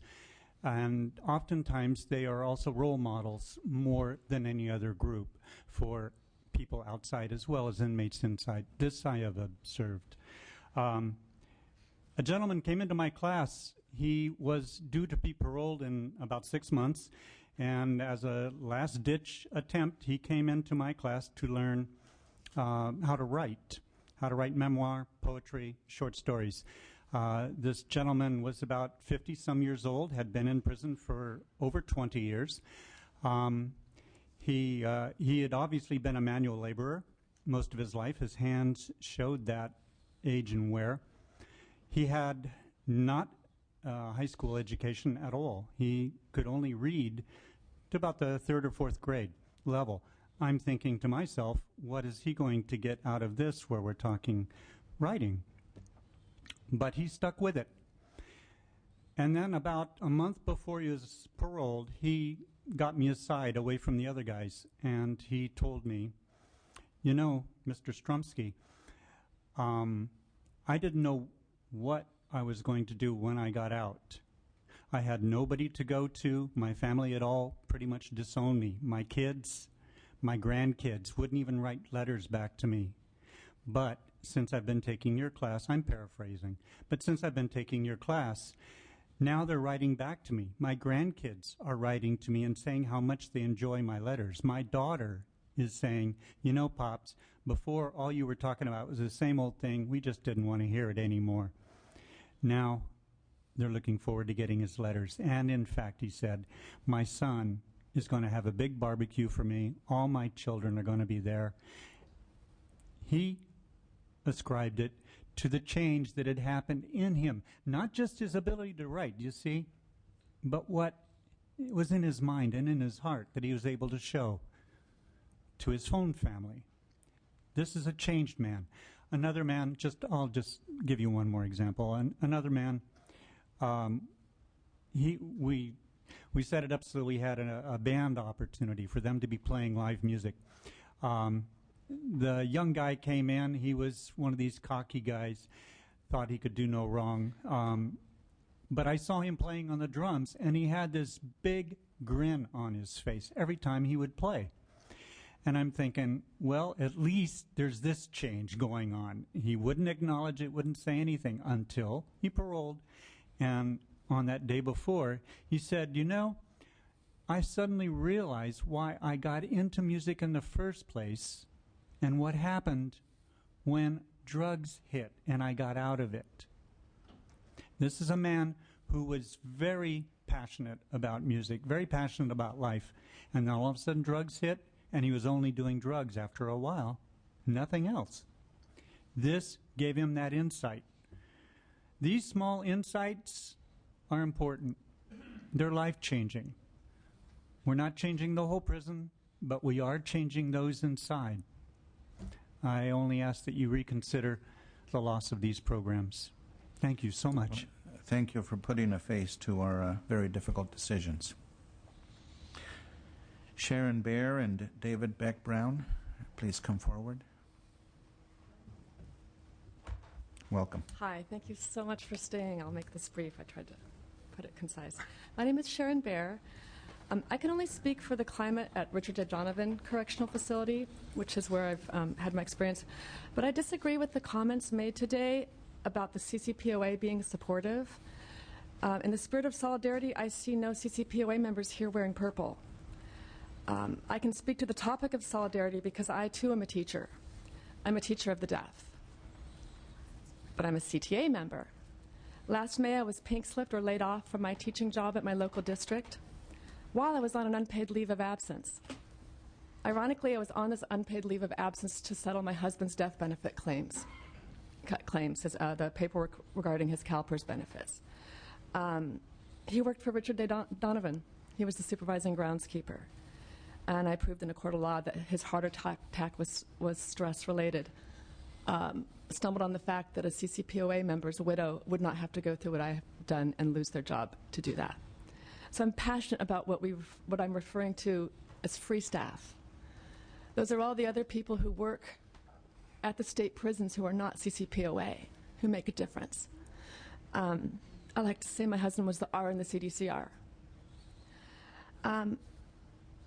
As a teacher, though, I hear the conversation about evidence, and I'd like to offer my solutions. Evidence, as a member of New Path, which is a agency that supports the aftermath programs for people coming out of prison with substance abuse, I had the opportunity to meet a man named Frank who was on my husband's crew. It was a function, and he gave me his business card, and on his card it said landscaper. And I just got to hug him and say, John would be so proud of you. I'm proud of you. John got out of prison too, it just looks different. That's the R. The other evidence is this book. I wrote this book as an oral story for my ELD students in Southeast San Diego when I first started teaching. Never saw the pictures until I met this gentleman sitting next to me. I like to refer to him as my prison informant. He's the AIC, the Arts and Corrections Facilitator at Richard J. Donovan. He's the only active employee with the CDCR who had the courage to come forward and deposition for my case. Everyone else was too afraid. I respect him immensely. He illustrated my book. And it's evidence because, can I say it? It was illustrated on State Time. One of the pictures, the inmates said, add some this or add some that. And it's powerful. It's dedicated. The dedication page. Teachers here know about teaching that. This one's for John and the inmates at RJD. The governor has a copy of it. I'd like to get it published. So my solutions are bring back and expand arts and corrections programs. They work. Bring back vocational programs. They work. Do not adopt Bondi Dumanis's Senate Bill 618 program for fiber optics. It does not work. It's sucking money. And consider the possibility of giving all free staff the same benefits as CCPOA, including the heart attack clause. I'm going to keep talking about it because I'm passionate about what these fine people do. And on that note, here's David Beck Brown, my prison informant. This was done on state time, but it was done for the convicts. We wanted to have it printed because a lot of convicts can't read, and so it's very simple in the drawings. We wanted to make it into a coloring book, and so those who can't read can still work on it. And so we're still trying to get it published. I guess I should go back. I was not going to speak. I flew up here from San Diego just to watch, but at the very last moment I said, I got so much to say, but I'm so passionate. I'm afraid to go there. Incidentally, after being the prison informant, I retired. I'm not going to go back inside. But I've been working with incarcerated convicts since 1977. I started an arts program at the Metropolitan Correctional Center at the San Diego County Jail, and for the last 20 years I worked with the CDCNR, and I also worked with the Witness Protection Program, the federal. I haven't seen this one hitman for about 20 years, but he found me. He found my website. He Googled me, and he's out there where I can't say. And he said, David, you changed my life, because I would teach him how to draw, and he was teaching me how to make hits. You take a baseball bat, you hit it here, you do this. But I allowed him to talk so that we could have a rapport. He said that the only reason he became a hitman is because he was good at it, and he got praise from gangs. And so he was a hitman for organized crime. And he said, you taught me that I could do something better. So he's on my email list. Also, since 1977, I've had two tools taken from my shop. And I'm talking about a huge shop. We had hammers, blow torches, et cetera, kilns. Within 15 minutes, these tools were returned. The guys would go out to the yard, find it, bring it back. Nothing was said, just keep it clean. And this is very passionate for me. In 2003, the AIC program was cut. Now it's at some state prisons, but not at others. It depends upon the warden. It depends upon education. Mine, they just completely cut, and so there was no reason to stay. The reason we were cut is because Senator Mello was our backer, and he left, and so we were like ducks. Before 2003, I had a program that consisted of music, ceramics, painting, drawing, band, creative writing, poetry, theater, acting, murals, toys, entablatures. I had 5 teachers teaching 5 days per week for most of the year, and my budget was $27,000. The returns are, great. So here's a report that I would like to leave with the sergeant, showing some of the things that we did. We had plays. We put on theater pieces outside of the institution, and we made toys for needy kids and murals too. So we will make sure all members receive a duplicate of that. But I would like to say one more thing. Since I worked inside in 1977, I was really impacted by an event, Attica. There were no programs at Attica. And they had convicts blowtorch faces off of PC. The violence was that great. And I'm afraid we're going to have a lot of riots. And with 1 out of 5 COs making over $100,000, plus you're talking about workman's comp, plus you're talking about escorting them to the hospital, a prison riot is really costly. And arts and corrections at $27,000. Anyhow, that's my statement. Thank you. Thank you both. Very eloquent. Curtis Green and Linda, I hope I pronounced this correctly, Rozar, R-O-Z-A-R. If those 2 individuals are present, please come forward. And there are 4 speakers after that. Dr. Pearl Mitchell and Lyle Brown would be after that. If you would please introduce yourself and... Okay, my name is Linda Rozar. Right now, I'm a teacher at Old Folsom. Unlike most of the rest of the people here, I actually have experience in independent studies. I've been teaching it for 3 years. A little bit of background. I've been with CDC for 21 years. I've had 6 heart attacks. I had one last month. I'm retiring within 3 or 4 months. I know I cannot do what CDC is asking the teachers to do, beginning with this new modeling thing. Number 1, I can't do it physically. Number 2, I refuse to do it emotionally because it's a bunch of garbage, and all it is people running through a program trying to produce a GED meal that's not going to happen, where you're going to have no personal relationship with the students. Even if they do get their GED, what's going to happen is they haven't learned self-discipline. They haven't learned the things that they need to know in life. And the only way they learn that stuff is by one-on-one with somebody that cares about them. You don't care about them if you got 40 people in the morning, 40 in the afternoon, 40 the next day, 40 the next day. Heck, I got 120 people assigned to me, but I actually have about 150 on my active roles and another 150 that I hide away because I tell them, you know, you're screwed up. I can't work with you. I don't have enough time. You get right, you decide to do what I want you to do, then I'll work with you. Now, if you want this thing to turn around, you got to start looking at this differently. Number one, if they're volunteering to actually do something, they have more of a self-interest at doing what the teacher's asking them to do, and they're going to be more likely to go study. Notice I said more likely, not 100% likely. That's why I got about 150 on the back burner, because they didn't do what I asked them to do. I've been teaching at 21 years at RJD. I taught ABE2, GED, ABE3 combination class. There for 7 years. Then I went to Pelican Bay. I taught there for 3 years in ESL combination ABE1 class.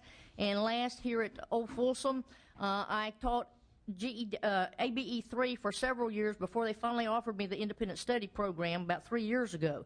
In the course of this independent study program, I've taught not only at Old Folsom, but I've also taught at the FTTF drug treatment facility. So I've seen several different areas in terms of education. And I'm going to tell you right now that these models that they have come up with are going to do nothing but produce heart attacks on teachers and despondency among not only the teachers but also the students. The students want one-on-one time. They beg for it, the ones that really want to do it. Now, the ones that are in there because they can get day for day, they'll disrupt your class from one end to the other. You spend more time on discipline than you do on teaching. I'm talking as an ABE3 teacher. When I tried to teach ABE3, ABE3 is Adult Basic Education? Adult Basic Education Level 3. Yes, I've taught all the levels. Adult Basic Education Level 3. I'm sorry, I got a little sidetracked. My brain's been a little weird since that last heart attack. I forgot what I was saying. I'll probably come back to it. Anyway, I wanted to say that those models are not going to work, absolutely not going to work, because I can't even remember my 120 people that I'm actively dealing with, and I don't do them the way that CDC has said they ought to be done. I've done them the only way I can do it. And the way that I've done it, I will say that I have had success. I've only had a couple of people flunk the GED, and just everybody I send basically goes, usually about 5 a month. I do not do it the way CDC wants me to do it. I do not do it the way my boss wants me to do it. I don't even stay in my room the way the bosses want me to do it, because it locks automatically behind me, and I told them I was more involved with getting a heart attack behind the locked door, them unable to get to me, than the inmates come rushing in to take me as a prisoner. So after this last heart attack, I told them to hell with it. They could scream at me all they wanted to. I put a thing over the door so it won't lock. Okay, 60% of CDCR's planned budget recouping is supposed to be coming out of us, I think. From the best I can understand, I understand 1.5% of us is the CDC budget for education and whatever, but yet they want to take the majority of what they're supposed to save out of us. That just makes no logical sense at all. I just don't get it. In terms of the total cuts, they're wrong. Wrong not only because they shouldn't have been cut in the first place, but wrong programs were cut. There was no consideration for the concept of entrepreneurship. We have people that teach mill and cabinet classes where the guy could go out and start his own darn business. But do we have any support for that? No, it was cut. There are all kinds of programs that could have remained where a person could have gone out on their own, especially considering 10 people are applying for every job and they aren't ex-felons. So what makes us think that just because we're getting these GEDs, these guys are going to get the jobs? We need to teach them to stand on their own 2 feet and do what America's all about, be an entrepreneur. The way we do that is we change our curriculum. We add entrepreneurship to our programs in addition to the way it's scrambled up now in ABE1, ABE2, which brings up the next issue. I really want to get through this. There is a problem right now with y'all being lied to by OCE. I'm not calling it pulling the wool over your eyes, but I'm going to call it what it is. It's a lie. The statistics that they come up with are garbage in, garbage out. And the reason I'm saying that's this. That bill that y'all passed where you wanted a 9.0 literacy level, it means not a hill of beans, the percent that they tell you, because that 9.0 can be measured on an M-level test where you can make a 9.9 on an M-level TABE test, and that gets reported as a 9.0 to you, and that person cannot even begin to pass the GED. In order to pass the GED test, you've got to be in the vicinity of an 8 or a 9 on a D-level test, which is the next higher level test.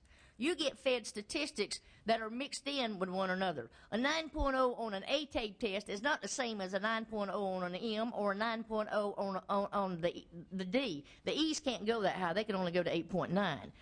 What happens is we're being pressured to ratchet up our ability to produce results, but there's no consideration given to the fact that we're not getting the support that we need. I asked that the TABE test, that I be allowed to give the TABE test at the E level, M level, D level, and A level per whatever subject the person was at. And I got told no. Well, I used to be able to do it when I first came into CDC, but no, that's not available now because supposedly the people that make the test don't make a program for grading the test that way. Even though I could give the test separately, there's no way to grade it. And the problem is this: how can you judge whether or not somebody should get some time off of their sentence when the levels are messed up, so that if you're got somebody in a class based on reading level only, which is what it is right now. I have people at reading level 8.0 that I take 2 years to get them to get their GED because they're in second grade language and fourth or fifth grade math. They don't even know their multiplication tables, but yet they're classified as adult basic education level 3, supposedly capable of getting their GED according to CDC. They are only if you almost do IEPs on them for the individual problems that they have in either math or writing. Nobody comes to an independent study program ready to go pass the test. Nobody. You got some that are 99.99% ready until you explain that you got a minute and a half per problem, and then you better jump on learning how to take a test. The other things that I wanted to talk about, the most important thing, I don't know where she comes up with that statistic about bridging being a positive. That's the biggest bunch of baloney. Bridging got its 10%, whatever it was, pertaining to the CASA scores, only because they sent the testers out to test them. Most of the time, if you don't tell them the test is worth anything the first time, they'll screw it up. The next time you put them back and say, hey, you got to do better on this so that we can show some improvement. I mean, you can manipulate those scores from one end to the other. And that CASA, that's the only thing that happened in bridging, because bridging doesn't teach CASA's test. CASA's test is life skills. Bridging is, how do you feel about this? How do you feel about that? What would you do if this situation happened? It was not the kind of life skills that the CASA's test actually test. They didn't learn anything on that. They already knew it. They just screwed up just on purpose because they didn't want to take the test the first time. And last but not least, in terms of safety, I've had heart attacks, but I'm like the other lady said. I've had 27 students. Right now I have sometimes 30, 33 in my room. I don't have an officer in there. I've never had an officer in my room.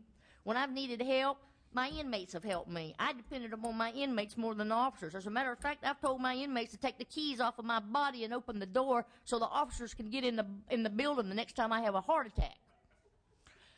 And I'm being dead serious about this. It is screwed up. We're not doing the right programs. We're not doing it the right way. And I've heard all these experts up here talking. I want a copy of all their stuff. I really like to get into things like that. I want to say this.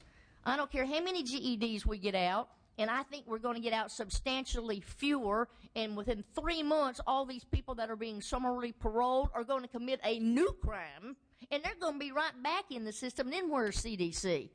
I'll bet you they're going to do it. That's how much I believe about these people that they have chosen to decide to send out. The 3 strikers that have done 10 years, 12 years over some penny-ante thing, stealing pizza, having a $15 piece of crack cocaine, whatever it is, they've learned their lesson, but they're not getting out. Not even the ones that that the psychiatrists recommend and the teachers. We don't even get hardly any input into it. If you had more input from teachers into the parole process, whether or not the parole board process, I guarantee you'd get it much better than what you got it right now in terms of predictability of who's going to succeed and who's going to flunk. My last statement. I know for a fact that the relationship that the teacher has with the student is more important than any other fact. It is more important than any other fact. I walk up 5 blocks of stairs so that I can tell a student of mine, hey, you're supposed to be studying on this. You've been locked down for a month, and you're telling me you haven't done anything? I said, you're not going to tell me that. I walked up here, and you know I've had heart attacks. You get your duff in order, and when I come back here tomorrow, you better show me what you've done. That's because I care, and they know I care. If they know you care, they're going to do something. If you're running through like a mill, 40 people, 40 people, 40 people, 40 people, the teachers aren't going to remember their names, much less anything else. It's impossible the way this thing is set up. I would like to say that in terms of riots, I do believe that programs prevent riots. And the fact that these programs that OCE is calling programs are not programs. They're just, as far as I'm concerned, a way to, like cattle keeping. You're trotting them through and just pushing them through until they come back around again. Then you send them back through again, because those guys are not, absolutely are not going to be receiving the kind of help that they need. And that's all I've got to say. Well, I'm tempted to ask what you really think. One more thing. If you really know what I think, I invite all of y'all to call me at Folsom Prison, 985-2561, extension 4416. Well, I thank you for being here. I wish you well in retirement. Your customers will be very sorry that you're gone. It's clear from your passion. Sir. My name is Curtis Green. I'm a bridging education teacher at Dual Vocational Institution in Tracy, California. Prior to that, I was an aircraft engine instructor at the, you've seen the certificate. This was issued by the Department of Transportation, the Federal Aviation Agency. This was the only one in a state prison in the whole United States. There was a federal prison in Oklahoma that had an aircraft mechanics program. However, they took their honor students from the prison to a school in the town and brought them back at night, but they could only get their airframe certificate. At DVI, as we call it, you could get your airframe and the power plant mechanics certificate, either one or both. It was the only one. As you can see, that it was originally issued in 1958, and in 2003, when they closed down the vocational programs there at DVI, it had run for 45 years. So, and we would license somewhere between 12 and 14 individuals per year to get their aircraft mechanics license. True, it's not likely that you're going to walk out of a state prison, even though you've earned your license, and go to work on the flight line for a major airlines. It's not going to happen like that. But the training is a basic technical education. You get painting, electrical, fiberglass, reciprocating engines, turbine engines, all of those things, and to get you a basic job. And the living wage is very practical for a licensed aircraft mechanic. However, it would take longer than a year. So there's not very many occupations that you can learn in a year that would give you a living wage. Consider that. That's one of the criteria that they wanted to put up. However, when they closed down the vocations there, they also, closed down and throughout the whole state mechanical drafting, which is AutoCAD. And that's the backbone of today's machine tool industry. So and they closed it down. They said that this occupation and the mechanical drafting were not viable occupations. I don't understand that. All right. Another item is that the bridging program, I know my colleague and other people have kind of bashed about. However, it originally was not set up to give out the completion certificates until almost all of the 13 weeks of it were done. So you would need to go from 1 through week 12 before you get, the steps that would give you a completion certificate, or even the basic steps that said that you've done some of the steps of it. So that needed to be changed. However, the bridging program does help support the GED, the GED earnings, because in reading the bridging package and doing them, it helped to support what they needed to do to earn their GED certificate. The bridging program, I'm not trying to double talk you, but the bridging program does not have anything to do with the GED certificate. Perhaps it could be changed so that it could be more meaningful towards a GED. And the bridging teachers, we go to the cell, as you understand. We help interpret the CASAS testing that they got. When they take the test, they get the results in 1 or 2 days, but the results on the sheet that they get doesn't really explain very much. But we have a sheet that tells them what the score, based on what their scores are, what their level of learning is based on what the CASAS test score reads, and how it scores it. Another thing is that I would like to urge you to set up some sort of so-called watchdog agency through the LAO's office or something to monitor CDCR and what they're doing as far as trying to lay off instructors. I've been an instructor for more than 9 years.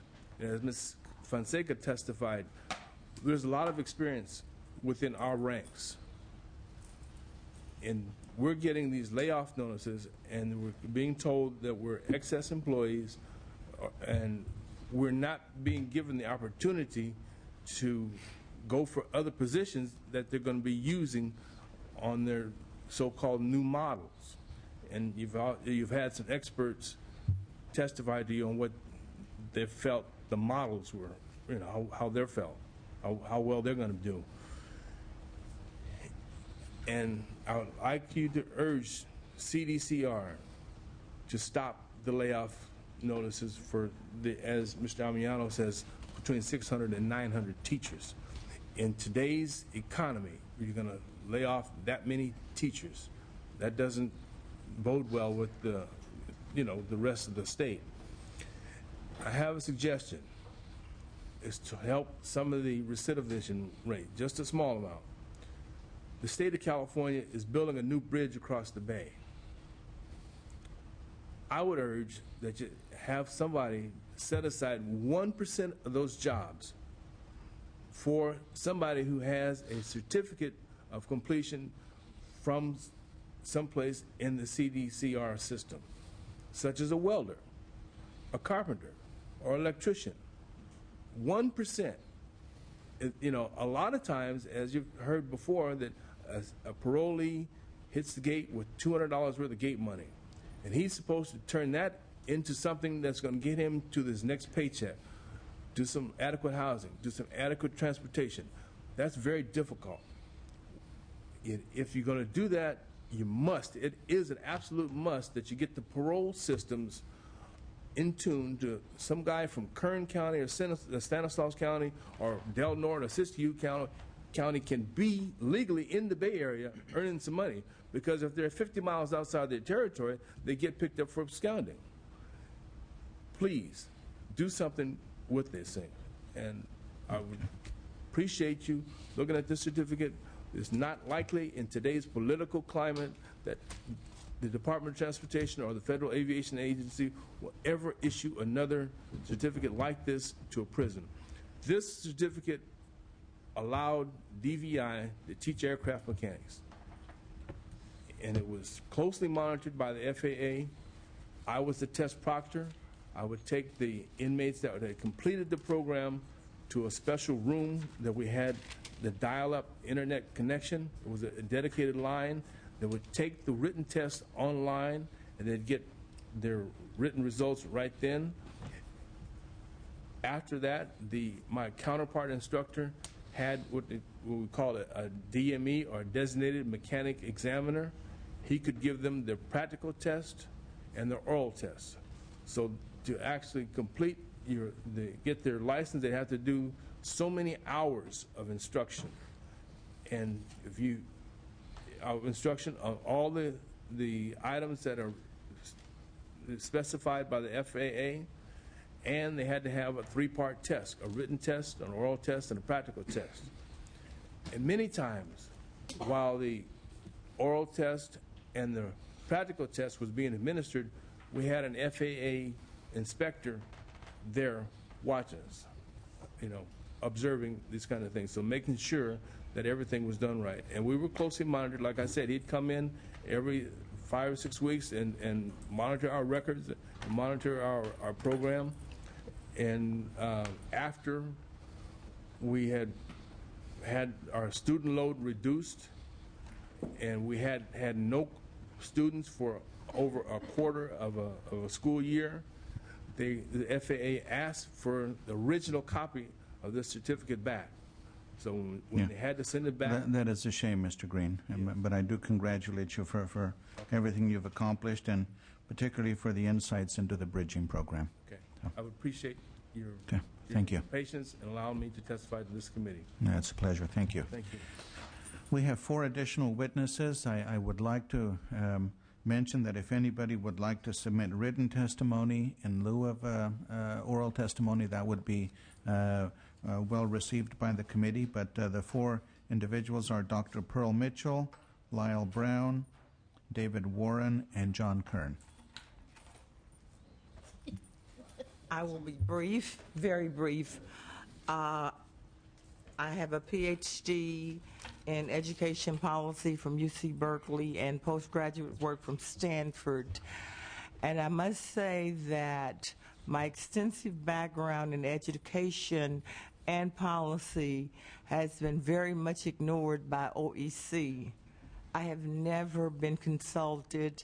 I've developed a model for reception center inmates because I am in the bridging program, and I use the packets as a point of departure for bringing in resources, because we have at San Quentin 10,000 inmates who parole from the reception center who never get to the main line.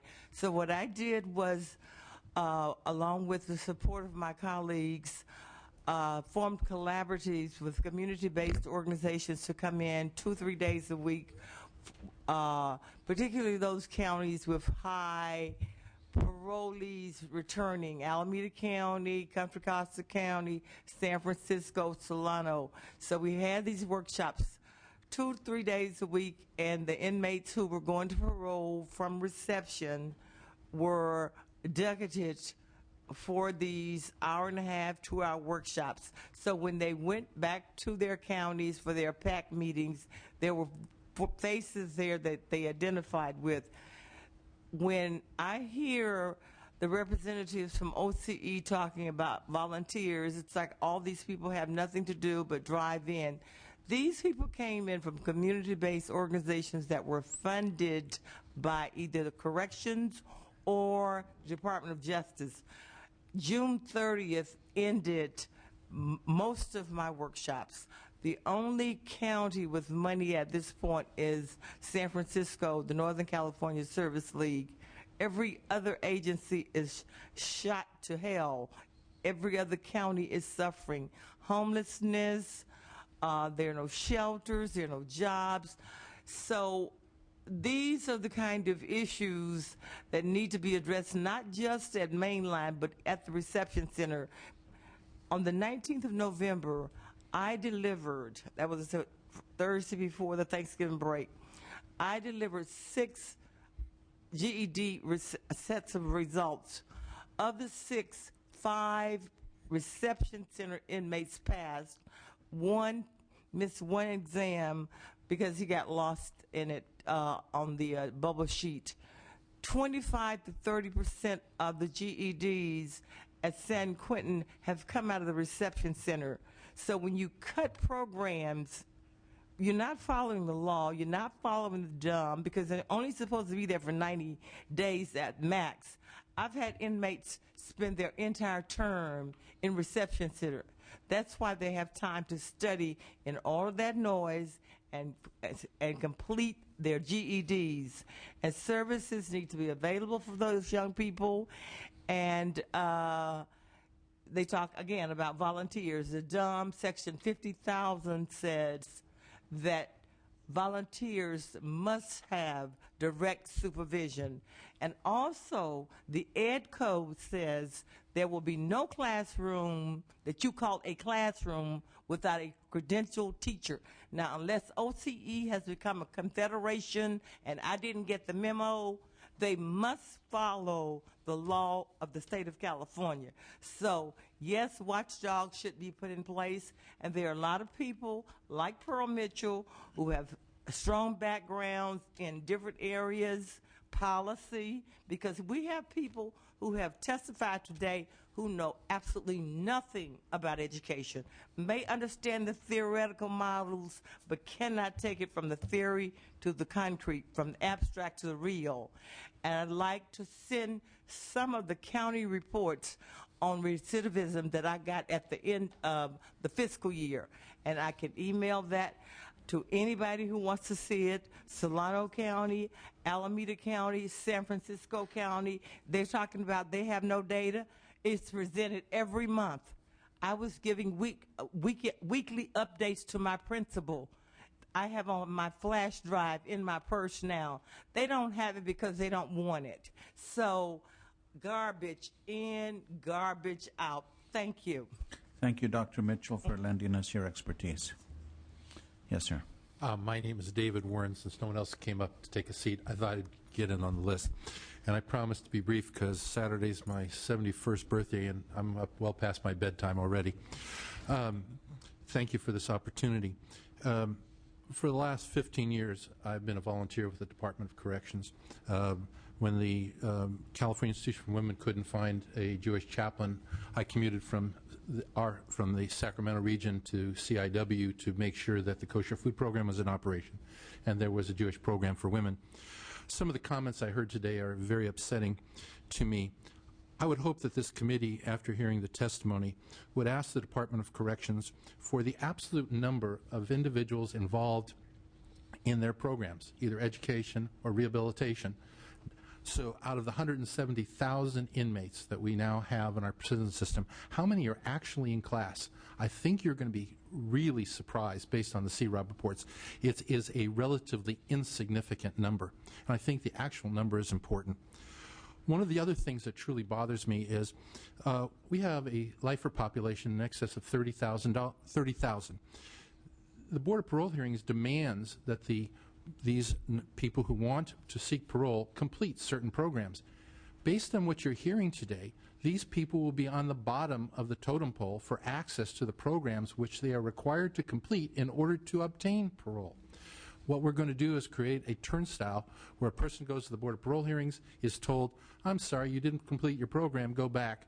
So what we're going to do is have an extraordinarily aging population with very expensive inmates, because those are the most expensive people, and yet these are the least likely to reoffend. But we're going to be beginning to see that number grow. Yes, and we're going to right now I'm a volunteer Jewish chaplain at Folsom. There's an inmate there who walked around on 2 canes for over a year until he collapsed, and finally has been transferred to CMF, even though he'd been on reference to CMF for over a year. These are the kind of problems that you're going to be facing when it comes to budget. Also, I think that one of the statistics you should have is the number of program completions. How many people who start actually complete? One of the major problems with completing a program is the number of transfers of inmates. As the department realigns facilities, inmates who are in a program get transferred in the middle of the program to an institution and can't get into the program at the new institution, and therefore never complete. That is a very significant problem. I think that one of the things that I am absolutely amazed at is The literature makes very clear that drug rehab can't be completed in a short period of time. We are now implementing short-period drug rehab. We are guaranteeing failure. What we're doing is putting people back in on a short-term, very expensive solution. The real issue that you're facing is budget and population. There are too many demands and too little money. I recognize that. Everything you've heard today is very meritorious. So are the students at the University of California who can no longer attend school, or the state university system who can no longer attend school because of increased budget tuition costs. Same for young people who cannot get primary or secondary education. I suggest to you that the issue here is for you to take a look at the reality of our sentencing program, which has been extraordinarily enhanced over the last 15 years. What we need to do is face the fact that we can't keep putting people in and throwing away the key. It costs too much money for too low a return on investment. I have a great deal of respect for both Ms. Siggins and Mr. Shaw. I've been sort of their pain in the neck for the last several years at the CROB meetings. But I would like to suggest to you, as impressed as I am with both of their competence, that the CROB reports you get are reports through rose-colored glasses. The information provided and the nominal number of people that actually are in programming and the programs that are projected are pure hypothecated. They're not real. And I think that this committee and its staff should take a look at what is suggested and what is real. Not because these are bad people, but I think that they want to do what's best for the state, but the budget won't allow it. I think you should be aware of the fact that in the next few weeks there's going to be a request for a waiver of the AB 900 benchmarks. And that is a significant issue, because all we're going to do is build more beds. We're going to end up back where we are, just worse. We can't keep building prisons and not solving the problem of incarceration. You asked people, prior witnesses, what are your final words of advice? I'd like to give you two ideas. Number one, don't house inmates in excess of design capacity. It just doesn't work. You have to have enough classrooms, you have to have enough teachers, and you have to have enough healthcare facilities to meet the needs of the inmates you have. As a chaplain in the prison, I've been in 26 of the 34 prisons. As a chaplain, and especially a Jewish one, I don't worry about something happening, because on Yom Kippur it's already been decided and it's going to happen, whether it's one way or the other. But I see some really bad people that we have in our prison system. We should be incarcerating those people. The people who are mentally ill, the people that are so old that they are not currently dangerous to the general population, should be released from prison. The county should be given a subsidy for their medical care and their housing and get them out. It costs a lot less to treat them outside. My second thought, very important. Recently, I hope you remember this name, Anna Gillinetz. She's going to be a Supreme Court decision. She killed somebody 23 years ago. She got 7 to life. She's now finishing her 22nd year in prison. Each year she came up for parole, she was given a 1-year denial, told to come back after 1 year. At her most recent parole hearing, she was told by the parole commissioner, you can't program your way out of prison. She's completed every program, has not had a disciplinary referral in the last 15 years. If she can't get out, then what are we going to do? And more importantly, what is the message to other inmates in the institution? If the perfect person can't get out, why even try? The fact of the matter is, there's one last individual I'd like to cite. Her name is Roberta Brooks. She is now completing her 17th year at CIW. She cannot do basic arithmetic. The reason I became involved in this is that 18 years ago, she was involved in a murder case, and I was the second chair in that case. And she's the only client I ever had that I was absolutely absolutely sure was wrongly convicted. Pardon me. I recently had a heart attack, and the medication I'm taking gets my brain moving faster than my mouth. For many people up here, it's usually the other way around. My wife and I have provided her with quarterly packages and have visited her for the last 17 years. We've provided her with books from 1st grade level to 7th grade level in order to teach her basic arithmetic. She can't get into a school to participate in an education program because she is going to be there for 23 years. She can't get her GED because she's not allowed into the classes because there's not enough room. We have a system that's completely broken. Thank you very much. Thank you. There were two other individuals. If you please come forward. I would urge both of you to be as brief as possible. Hello, my name's Lyle Brown, and if I would have gone first, I would have warned you about Linda Rosar. Linda Rosar is one of the most successful teachers we have at Folsom State Prison. You probably, as you noted, she's very enthusiastic. She connects with her students in a way that's very unique, I'm fortunate to work hand in hand with her as a vocational milling cabinet instructor, and she has been, along with me, somewhat instrumental in quite a few of my students through the years getting their GED. I'm here today because Department of Corrections and Rehabilitations has decided to shut all vocational milling cabinet programs down. I've been with the Department of Corrections for almost 26 years. I've worked with inmates, teaching them woodworking at 4 different prisons. I've been at Folsom State Prison for about 16 years. And I also teach in the evenings at Sierra Community College in Rockland as a milling cabinet instructor. Have a lot of experience with my coworkers inside Department of Corrections as milling cabinet instructors. And I'm also very active in the community college level with the milling cabinet industry. I came up through high school taking woodshop programs. Right out of high school when I graduated midterm my senior year. Went straight into a job as a cabinet maker, became an apprentice. I bring you all that background to help you understand that when the Department of Corrections identified milling cabinet as one of the programs that they wanted to eliminate altogether, I knew in my heart that they were misinformed. They needed more information to understand that the 3 criterion that they established to evaluate vocational programs were the foundation that they created. I have no problem with those 3 criterion. If those were established and if a vocational program didn't meet at least 2, they were slated for program closure. So when I was told that milling cabinet only met 1 of the 3 criteria, I knew that I needed to get busy and help them establish the fact that milling cabinet met not just 2, or not just the 1 that they initially credited us for, not just 2, but all 3 of the criterion. So I put together a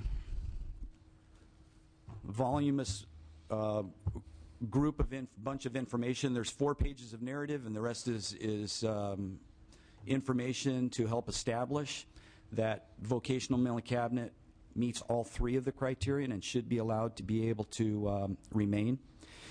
I also put together a cost avoidance statement identifying that if milling cabinet programs are closed, that it will literally cost the state money, not because of recidivism or the reduction in recidivism, which more than, I think, pays for the cost of our programming, as many other vocational programs as well.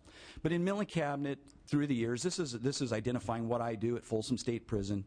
I more than cover the cost. My students get wonderful hands-on training through the projects that we are, in turn, produce for the institution. I'm sure many of you have been out to prisons, and it's a major undertaking, especially with the medical issues that are going on. Folsom has been very fortunate to have a vocational milling cabinet to help them offset the cost in we build things that you see in this room, we build things that you see in doctors' offices, we build things that carpenters don't build. Milling cabinet is a unique industry in of itself. There was a study done by Chico State University that came out recently that identified vocational milling cabinet, along with one other vocational program that were in their study, that had, those were the two vocational programs that had the best curriculum within the Department of Corrections. This is a recent study. This was before Department of Corrections started this whole layoff process. So, but see, I already knew this. I knew this. I knew milling cabinet was one of the best programs within the Department of Corrections. There's a lot of great programs. There's a lot of great teachers. I am the senior milling cabinet instructor of the 17 milling cabinet instructors in the system that are slated to get laid off. Interesting fact. I was chosen or asked to represent those milling cabinet instructors at the meet and confer table with Randy Fisher, who ran the other side of the table with DPA. At the end of my presentation at that table, which I was given much more time, but Randy Fisher said to me, as he looked down the table at CDC representatives, something to the effect that I see the evidence. I think that you meet the criteria, and it's going to be my recommendation to CDC that they review other vocational trades, but in your case, milling cabinet, that you have established yourself